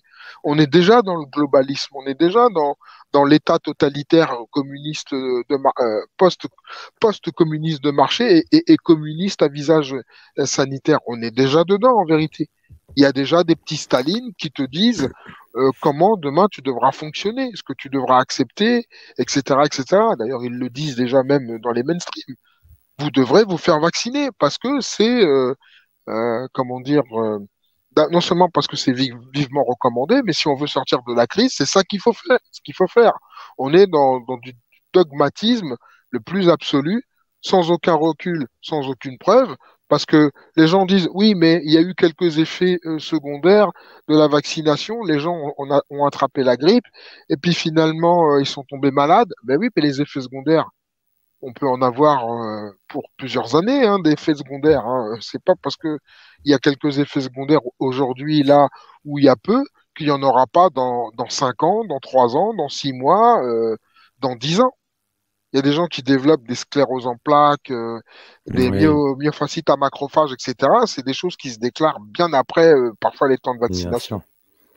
Il y a strictement aucun recul sur cette vaccination et des effets secondaires, bah, c'est les scléroses en plaques, comme tu disais, ça peut arriver des années après.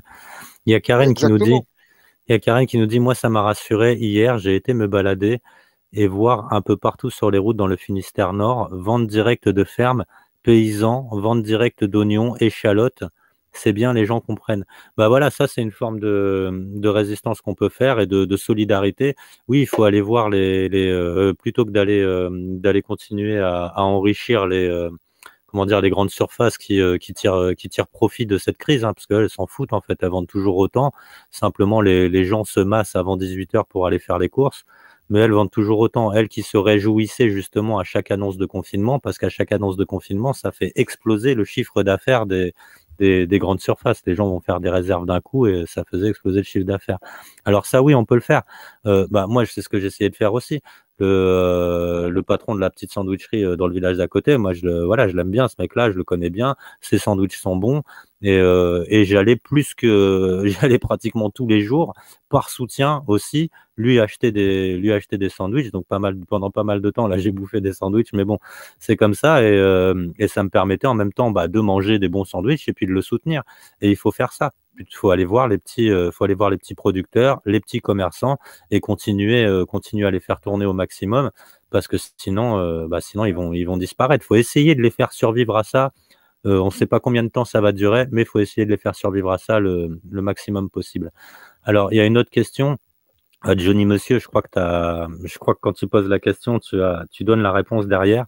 Tu dis ignorer et transformer la nature comme une nouvelle, comme une nouvelle création, prendre la place du créateur. Bah oui, c'est cette caste, hein, cette caste qu'on ne va pas nommer, cette caste qu'on pourrait nommer de sataniste ou d'illuminati, qui veut devenir immortel à travers le transhumanisme et la recherche génétique. Oui, cette caste veut se prendre pour Dieu. Ils veulent contrôler les naissances, ils veulent contrôler la nature, la production de nourriture, ils veulent contrôler l'énergie, ils veulent tout contrôler sous tous les aspects, tout contrôler au point même de nous dire que homme-femme, ça n'existe plus, mâle-femelle, ça n'existe plus. C'est une conception sociale de notre cerveau, quelque chose qu'on aurait socialement inventé.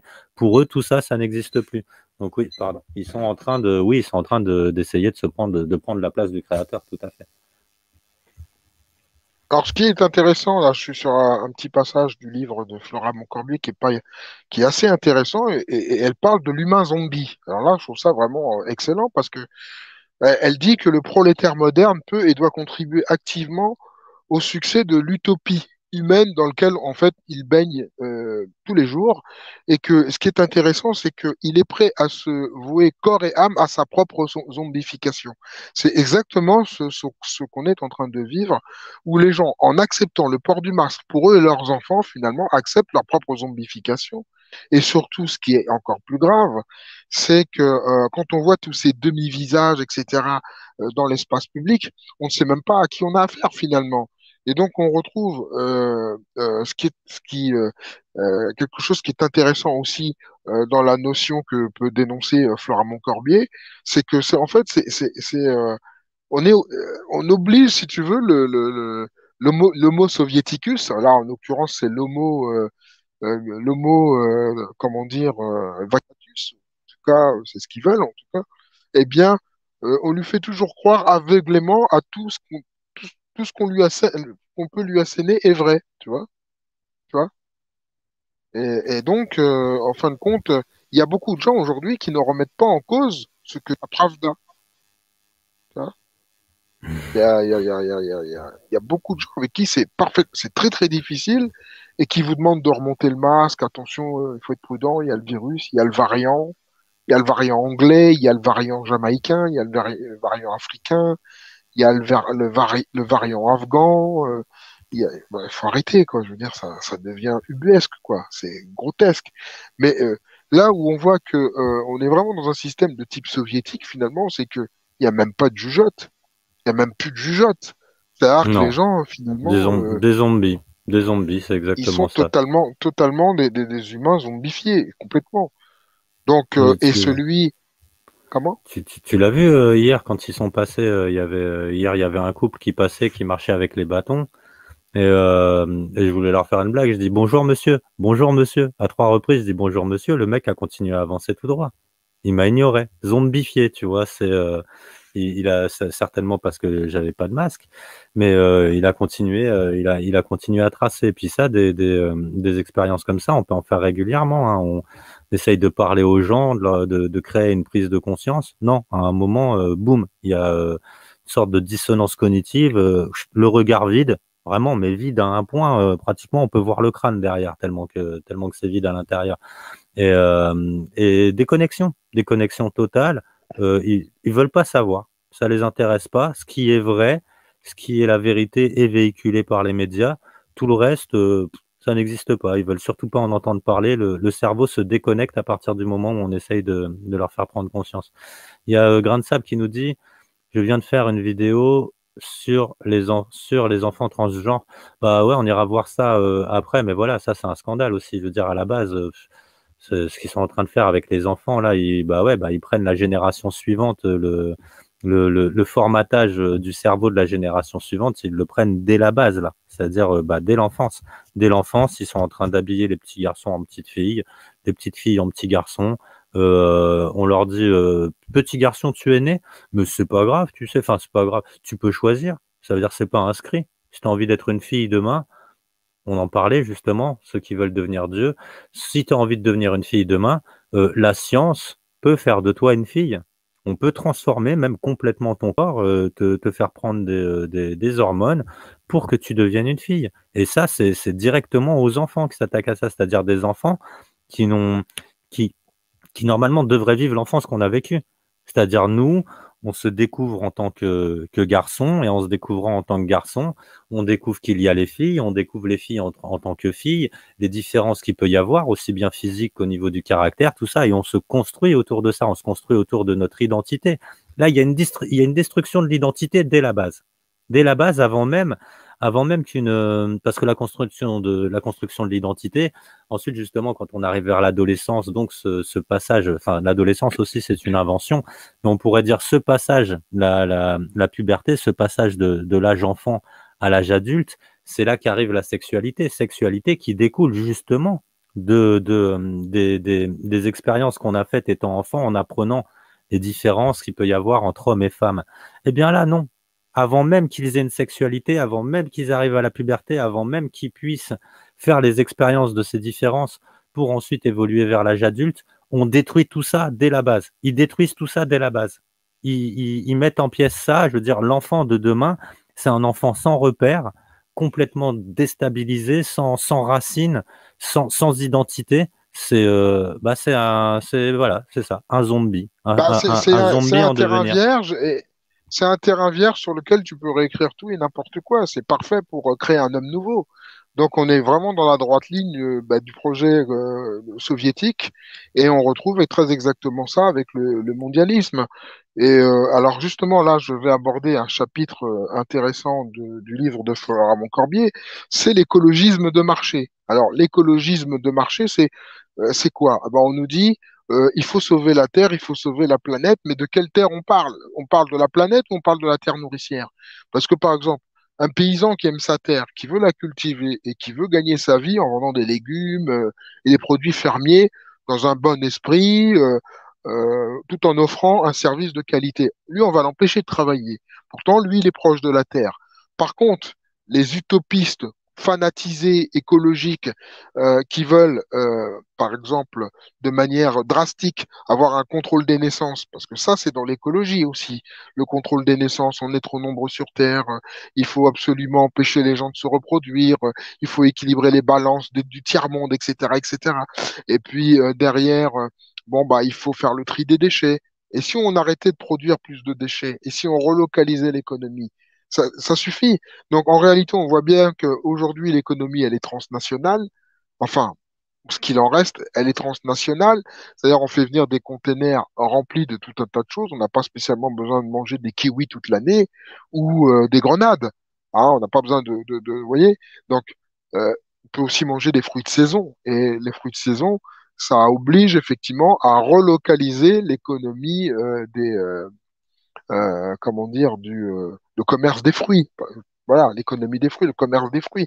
Si on mange des poires quand c'est la saison des poires, on n'a pas besoin d'en avoir toute l'année, on n'a pas besoin de les faire venir du bout du monde ou de je ne sais où. Donc on voit bien que cette économie, elle va produire des déchets, effectivement, et elle va aggraver le phénomène de, de destruction de la nature, de la faune et de la flore.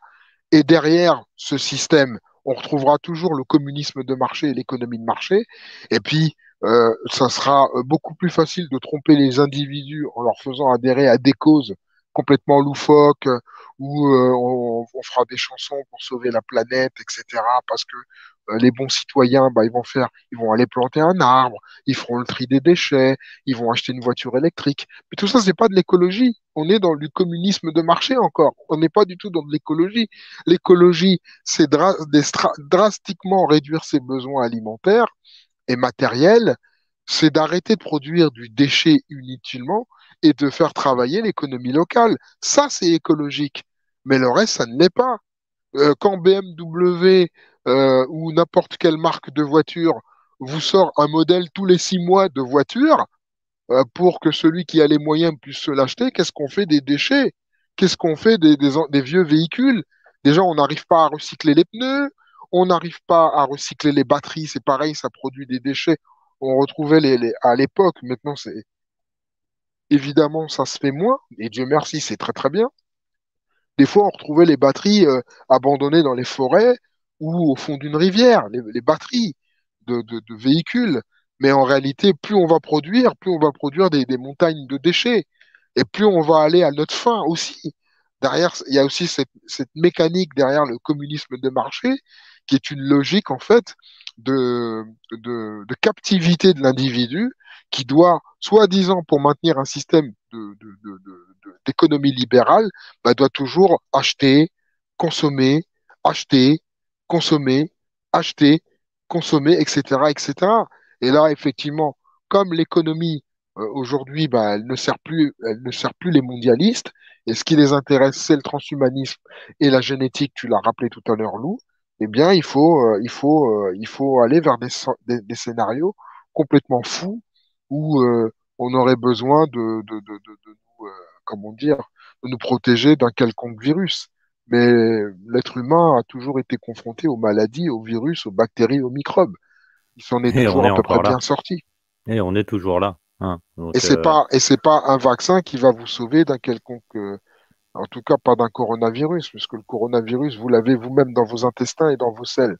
Donc, je suis désolé, je ne vois pas l'objet, je ne vois pas l'intérêt d'aller, par exemple, à la vaccination. Mais vous avez des gens aujourd'hui qui vous disent, bah, je vais aller me faire vacciner parce que bah, j'en ai marre, je voudrais pouvoir voyager, reprendre ma vie d'avant, je suis une personne âgée, j'ai peur, voilà, je veux pas faire courir de risques à mes petits-enfants, je veux pas être dans l'isolement, etc., etc. Et vous avez des gens qui se résignent, qui vont se faire, qui vont se faire vacciner par résignation. ils se font plus, On en est là. ils vont même plus aller se faire. C'est ça. Là, on en arrive à un stade où les gens vont même plus aller se faire vacciner pour se protéger d'une maladie. Les gens vont aller se faire vacciner pour tenter de récupérer un petit peu de liberté. Donc, c'est devenu totalement aberrant, quoi. Le, je le dis souvent, la meilleure usine d'anticorps qui existe, c'est pas le vaccin, c'est le corps. C'est de tomber en contact avec le virus. On est malade, ça c'est le cycle naturel, hein. On tombe malade et puis on guérit. Et puis quand on guérit, c'est parce qu'on a développé les anticorps et puis ensuite on est protégé, on ne retombe plus malade. Et puis après, peut-être l'année d'après, l'année suivante, on peut choper un autre truc, un rhume, quelque chose, puis on tombe malade à nouveau et puis à nouveau on renforce son système immunitaire. Mais il faut rentrer en contact avec les choses, il faut rentrer en contact avec les virus, avec les bactéries pour renforcer son système immunitaire. Il faut absolument pas s'en faire comment dire, de la protection préventive comme ça. Ça, c'est aberrant de penser de cette façon-là. Donc les gens ne se font plus vacciner parce qu'ils ont peur du virus. Les gens se font vacciner parce qu'ils en ont marre. Ils veulent récupérer leur liberté. Les restaurateurs vont être pour le passeport vaccinal parce qu'ils en ont marre, le pass sanitaire, pardon, parce qu'ils en ont marre, ils veulent récupérer leurs clients, et c'est de cette façon-là qu'ils agissent. C'est par la contrainte, quelque part. Tout à fait, exactement. Alors, ce qui est intéressant avec le communisme de marché, et notamment on retrouve un passage dans le livre de Florent Maulcorbier, c'est évidemment l'avancée des biotechnologies. Les biotechnologies, bah, ça inclut évidemment non seulement le contrôle des semences et des graines. Donc, finalement, l'objectif, c'est quoi? D'aller vers des manipulations. On l'a vu, par exemple, avec les organismes génétiquement modifiés.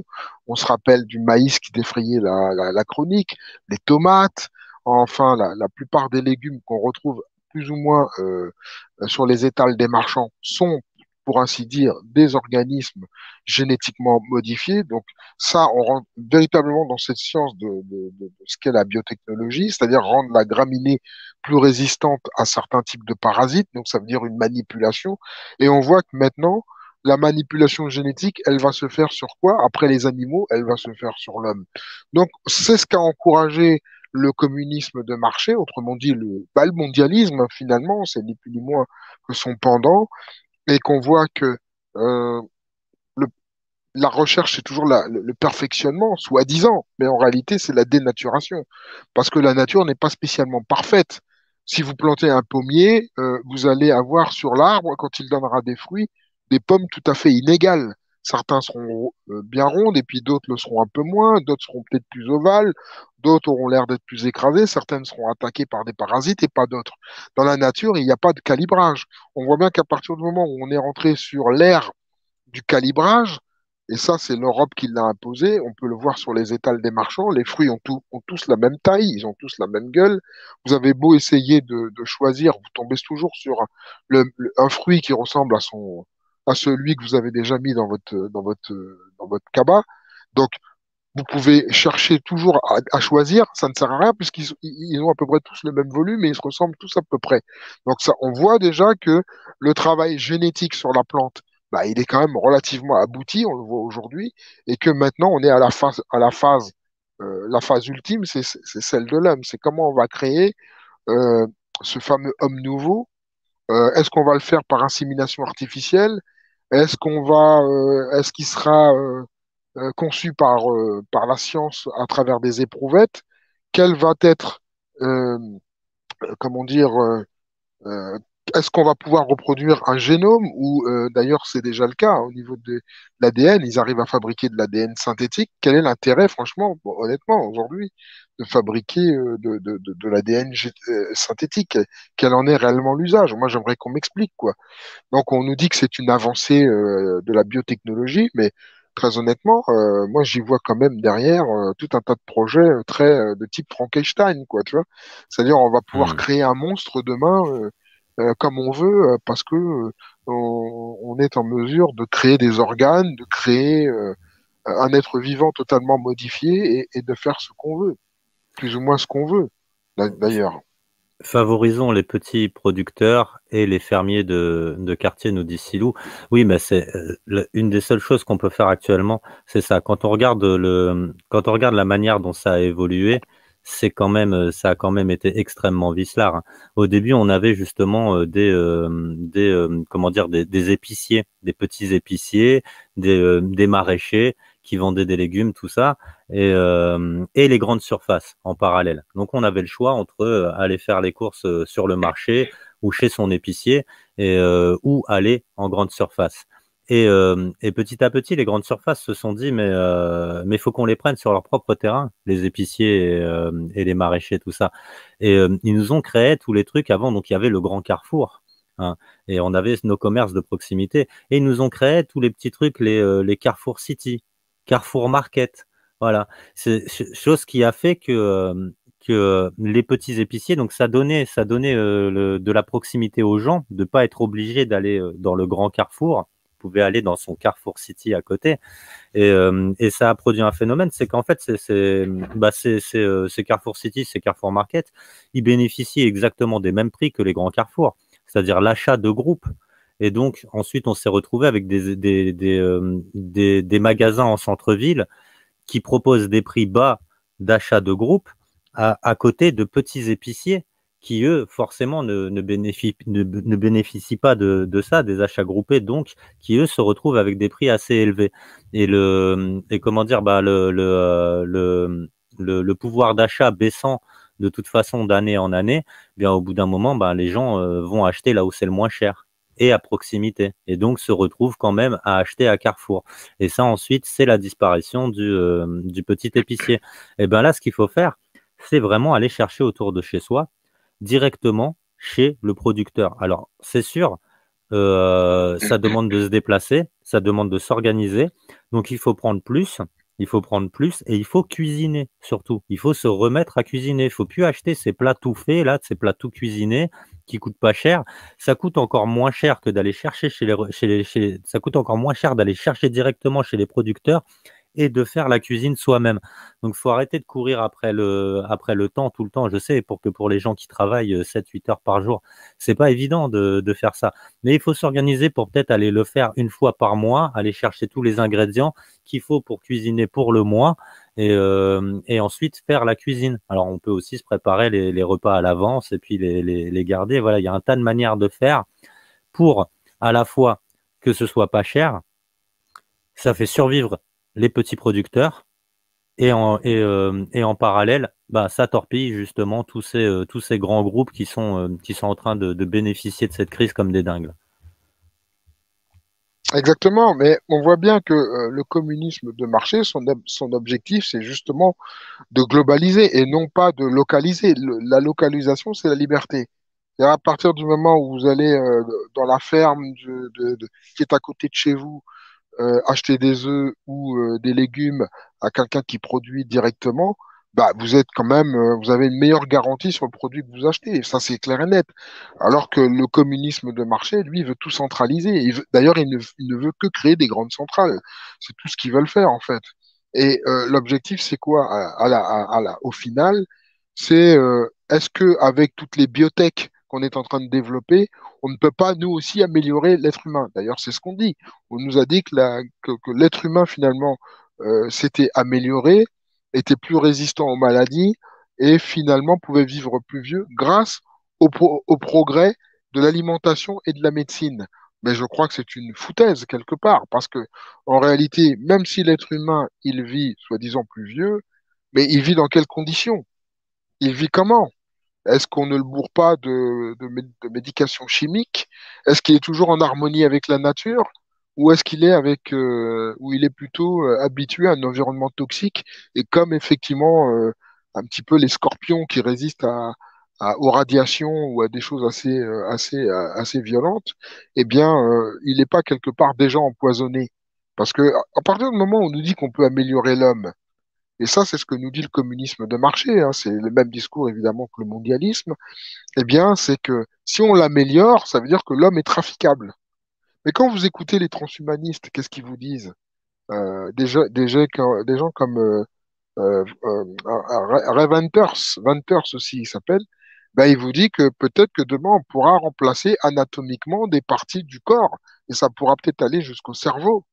Et c'est des gens qui sont des transhumanistes et qui vous disent que demain, pourquoi pas, et pourquoi pas même congeler le cerveau de l'homme, enfin, ou le mettre comment dire, sous vide par le processus de la plastination, pour pouvoir demain, pourquoi pas, réactiver ce cerveau à l'aide d'une machine pour qu'on sache comment c'était à l'époque, ou tout un tas de choses comme ça. C'est-à-dire télécharger la mémoire du cerveau et la mettre dans une clé USB. Ça, c'est le grand rêve des transhumanistes et puis retélécharger le contenu de cette clé USB dans un nouveau cerveau tout frais. Vous voyez, on a vu ça dans certains films. Je crois qu'il y avait un film avec... oh là là, c'est marrant, ça me fait penser à un film que j'ai vu d'ailleurs, et je suis sûr que certains l'ont vu dans le chat, oui, ce gars, c'est un noir en fait, et il est avec une fille blanche, et cette fille-là, elle l'emmène dans sa famille. Mais ils sont tous bizarres. La mère, c'est une psychanalyste. Enfin, ils sont tous bizarres. Et à la fin, on apprend qu'en fait, ils ont fait des expériences avec les Noirs en fait et qu'ils ont, Ah ils ont. oui, oui, oui, je m'en rappelle de ce film. Go Out, BHD nous dit dans le chat, je sais plus si c'est ça le titre, mais ouais, ouais, je me rappelle de ce film en fait où au début il a l'impression d'être chez des racistes, tout ça. C'est ça. Il, Oui, le- parce qu'il il le félicite parce qu'il est noir. Get Out, ouais, Get Out, voilà. Et ouais, il le félicite parce qu'il est noir, mais en fait, il se fait hypnotiser, même c'est ça, pendant C'est toute ça, une c'est partie ça. du Bah, film, c'est il est. une pure séance de MK, hein. Hmm. Et à la fin, carrément, ce qu'ils veulent, c'est transférer leur esprit à l'intérieur de son corps à lui, quoi. Ah, exactement. Eh ben, c'est exactement c'est exact. Alors là, pour le coup, on est réellement dans quelque chose dont rêvent les transhumanistes, c'est pouvoir retransférer leur propre cerveau dans un corps plus jeune avec un nouveau cerveau. Ça correspond à une réalité qui est tout à fait, celle d'aujourd'hui. Et ils sont en train actuellement hein, de travailler sur un cerveau quantique liquide. Alors, je me rappelle plus exactement si c'est ça les termes, mais en tout cas, ils sont en train de travailler sur un cerveau quantique qui serait aussi performant en termes de synapses, de points de liaison entre les neurones, en termes de rapidité de traitement que le cerveau humain. Alors pourquoi toujours vouloir systématiquement se rapprocher au maximum du cerveau humain? Je crois que ça a à voir avec ce que tu es en train de dire. C'est-à-dire créer un cerveau, c'est bien, mais ensuite, bah, va falloir mettre une conscience dedans. Et Bah, l'objectif, c'est pareil, c'est de se vas-y, vas-y. perpétrer. Ouais, c'est L'objectif, ça, c'est de se perpétrer, c'est de ne jamais mourir. c'est ça. C'est de faire reculer la mort. C'est d'ailleurs ce qu'avait dit Laurent Alexandre. Laurent Alexandre, il dit, il a un livre qui s'appelle La mort de la mort. C'est-à-dire, il Exact. faut tuer la mort, quoi. On a vraiment affaire à des fêlés de premier niveau, quoi. Je veux dire, et toute l'aventure que nous sommes en train de vivre avec le Covidisme aujourd'hui, c'est plus ou moins, comment dire, une étape vers le projet de ces gens-là. Donc, on est dans de l'expérimentation génétique avec cette vaccination de masse sur les groupes humains, partout d'ailleurs, et je l'avais déjà dit d'ailleurs, il me semble, je crois que c'est dans un live chez toi, Lou, je crois, il me semble. Non, c'était sur le service libre d'ailleurs. On remarque que si tu veux, la tranche d'âge des personnes qui vont à la vaccination, c'est plutôt la tranche d'âge des personnes on va dire, de plus de 65 ans. Ça, Hmm. c'est, ça, c'est en France. Par contre, en Indonésie, le groupe cible pour la vaccination de masse, c'est les 18-25. Donc, on voit bien que en réalité, les groupes cibles correspondent à des réalités démographiques qui sont en vigueur dans les pays en question. Parce qu'en Indonésie, évidemment, la population la plus nombreuse, c'est les 18-25. Alors que chez nous, en France, bah, les seniors, ils représentent quand même, sur le plan démographique, comment dire, une très grosse partie de la population. Je trouve ça quand même assez intéressant de faire ce comparatif, puisque finalement, euh, le virus, normalement, on nous a dit que quand on était jeune, bon, on était moins à risque, hein, alors qu'en Indonésie, c'est tout le contraire. Voilà, c'est les prioritaires, ce sont les jeunes. Voilà. Il Donc y on a voit Ber- bien qu'on est dans. Vas-y, je te laisse finir, excuse-moi. Oui, je dis, on voit bien qu'en réalité, derrière, il y a un plan global derrière tout ça. En réalité, il n'y a aucune excuse sanitaire, il n'y a pas de justification sanitaire, il y a véritablement la mise en place d'une planification à visage sanitaire, pseudo-sanitaire, alors qu'en réalité, l'objectif, c'est toujours, bah, je suis désolé, la dépopulation. Je suis désolé. Alors, il y a Bergame ASB qui dit Lou, pourquoi on ne peut pas s'arranger avec des fermiers, travailler le week-end avec eux et s'arranger d'être payé avec des fruits et légumes, faire du troc? Oui, oui, bien sûr, évidemment qu'il y a il y a cette possibilité. Faut pas hésiter à aller les voir et à leur faire des propositions. Ouais, dans le sud de Paris, dans la banlieue sud de Paris, en Essonne, il y a une ferme qui s'appelle la ferme de Villepin, en fait, et là-bas, tu viens et comment dire, tu rentres directement dans les champs et tu pars cueillir directement tes tomates, tes fruits et légumes de saison. Tu remplis ton petit panier et tu payes à la sortie. Et tu payes ça beaucoup moins cher parce que ça leur enlève la main-d'œuvre. Ça leur enlève toute la main-d'œuvre de la cueillette. Donc les gens s'y rendent, cueillent eux-mêmes et puis payent à la sortie. Donc il y a un tas de possibilités comme ça. Et croyez-moi, les petits producteurs vous accueilleront à bras ouverts. Si vous avez une proposition à leur faire, ou en tout cas s'ils peuvent vous arranger, ils vous arrangeront toujours au maximum. Parce que même si, euh, même s'ils vous vendent moins cher, ils vous vendent de toute façon plus cher que ce qu'ils vendraient s'ils vendaient en gros aux grandes surfaces qui, elles, leur achètent à des prix voilà, complètement dérisoires, quoi. C'est limite le coût de la production. Donc oui, oui, il faut le faire. En fait, ce qui se passe, c'est que les grandes surfaces leur achètent le coût de la production et après nous le revendent hyper cher au passage à nous et s'enrichissent sur ça. Alors qu'aller acheter un tout petit peu plus cher, enfin moins cher qu'à la grande surface, mais un peu plus cher que ce que eux leur achètent directement aux producteurs, bah ça permet de comment dire de neutraliser un intermédiaire parce qu'en business, hein, ce qui coûte de l'argent, c'est les intermédiaires.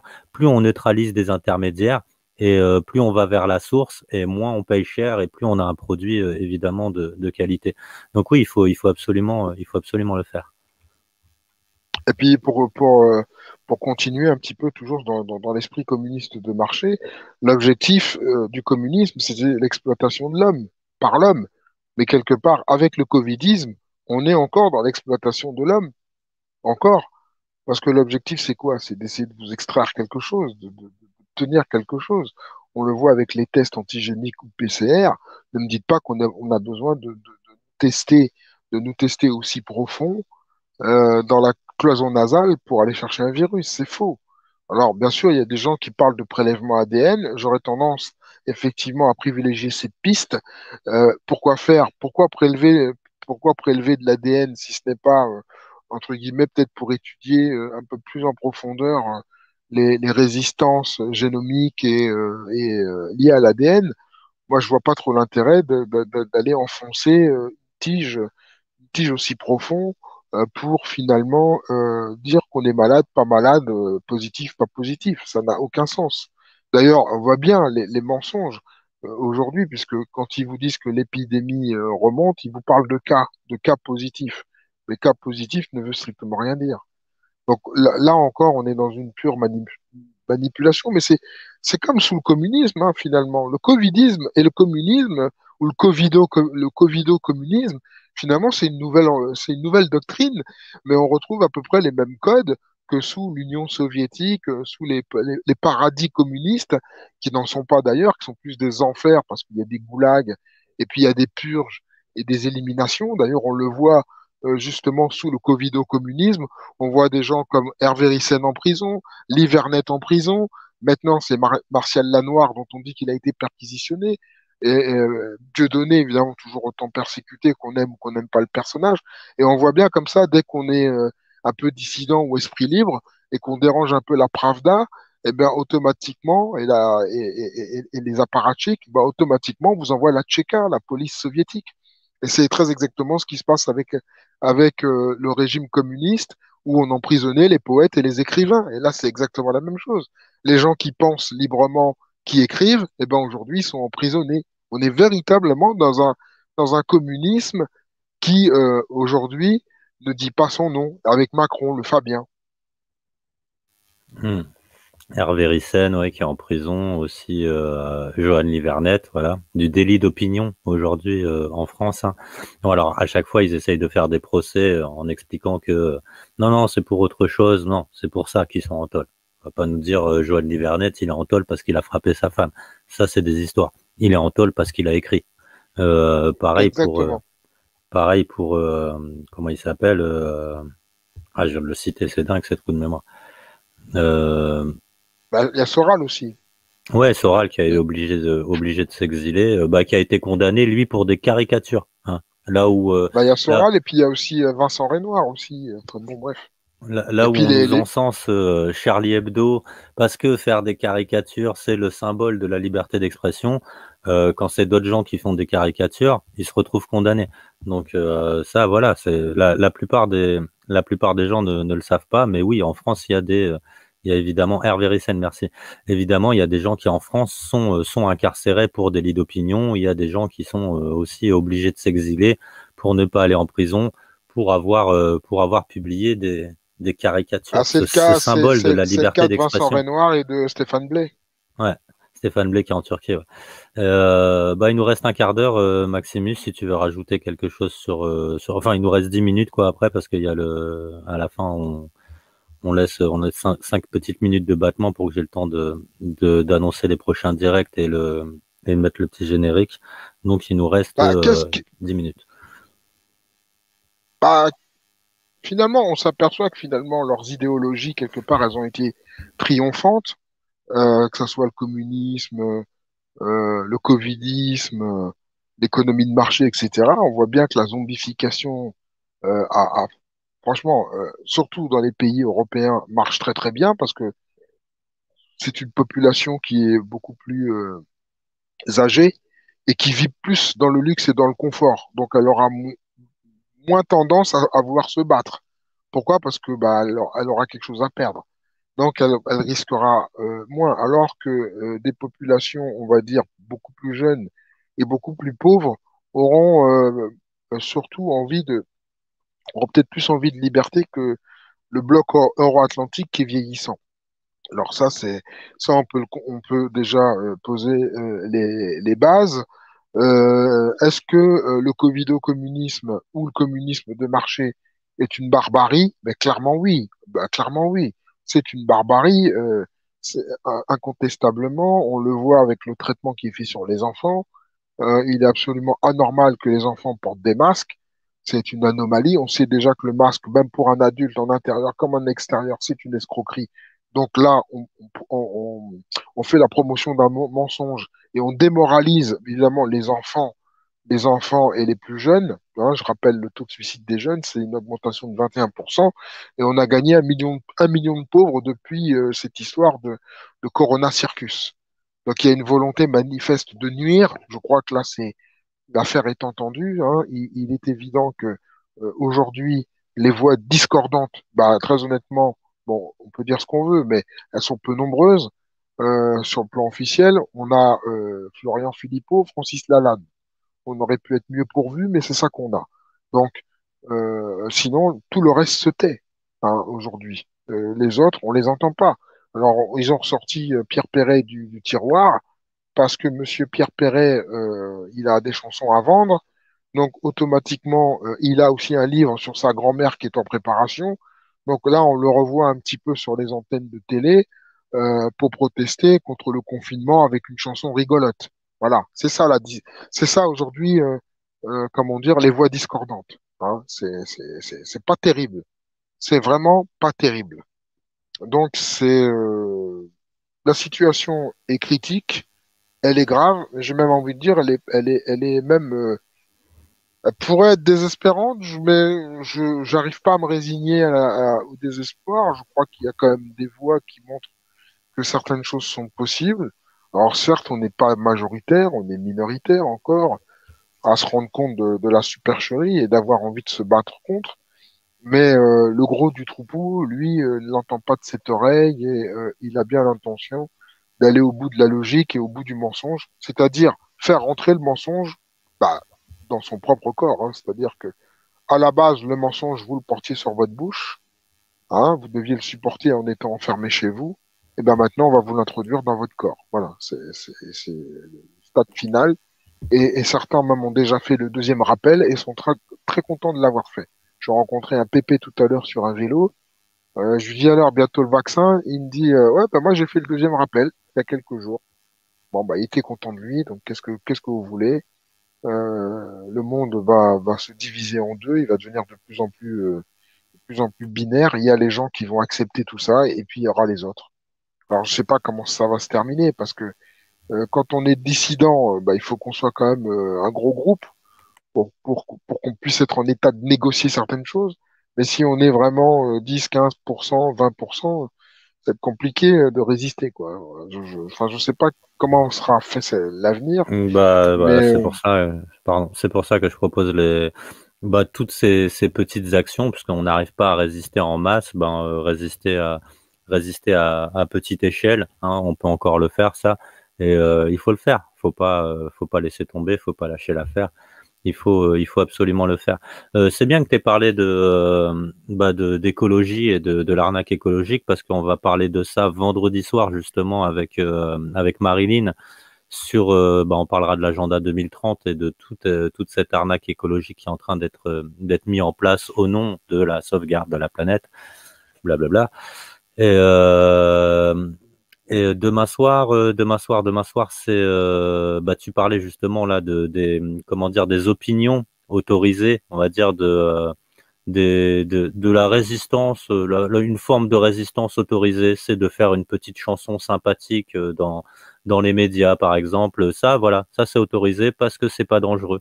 Et derrière ça, il y a ce qu'on appelle justement l'opinion contrôlée, en tout cas l'opposition contrôlée, pardon.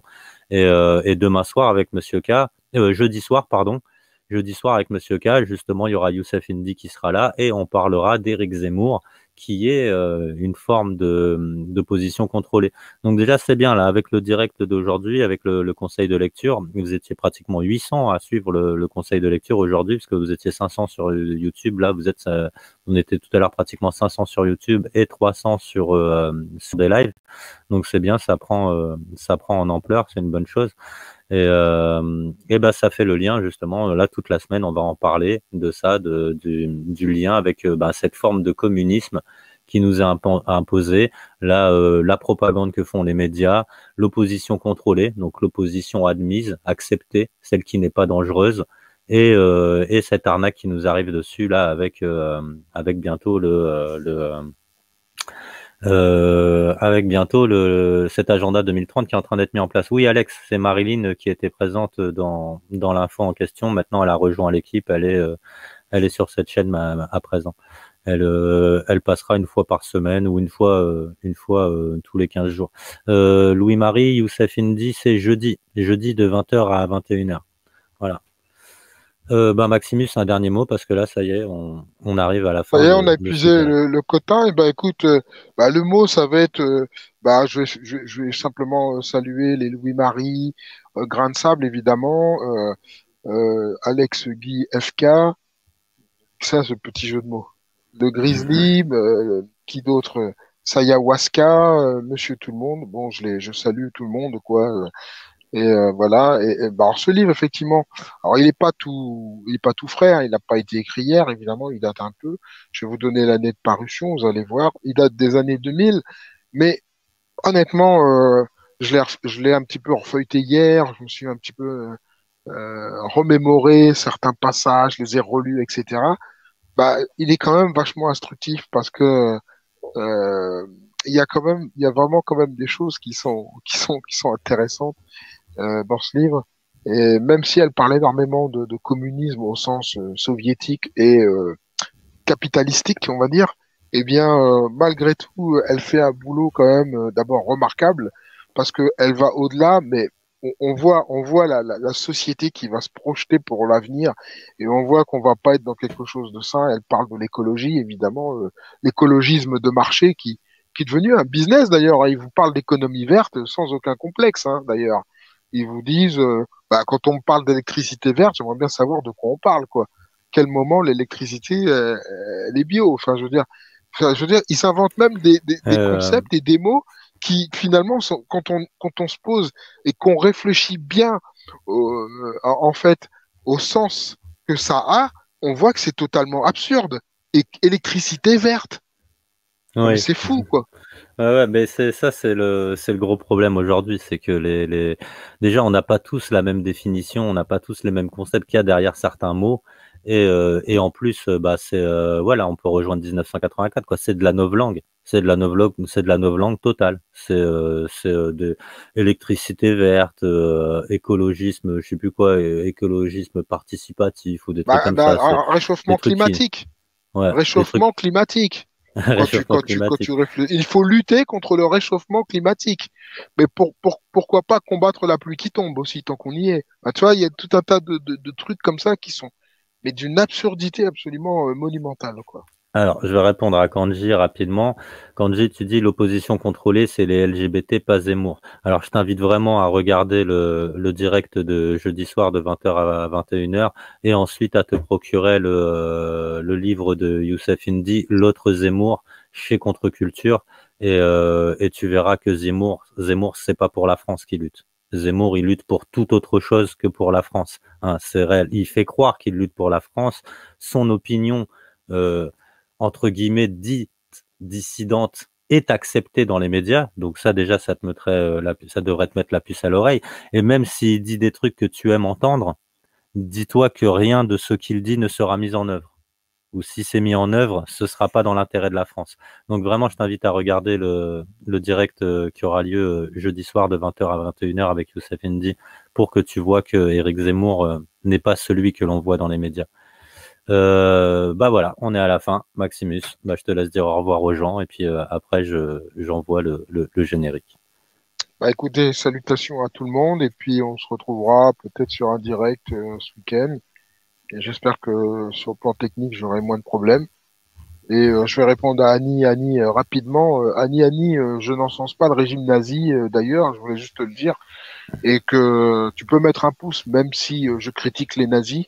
Et j'ai bien dit une chose la dernière fois je crois que sur ce dernier conseil de lecture, c'est que Hitler était le fils des globalistes. D'accord?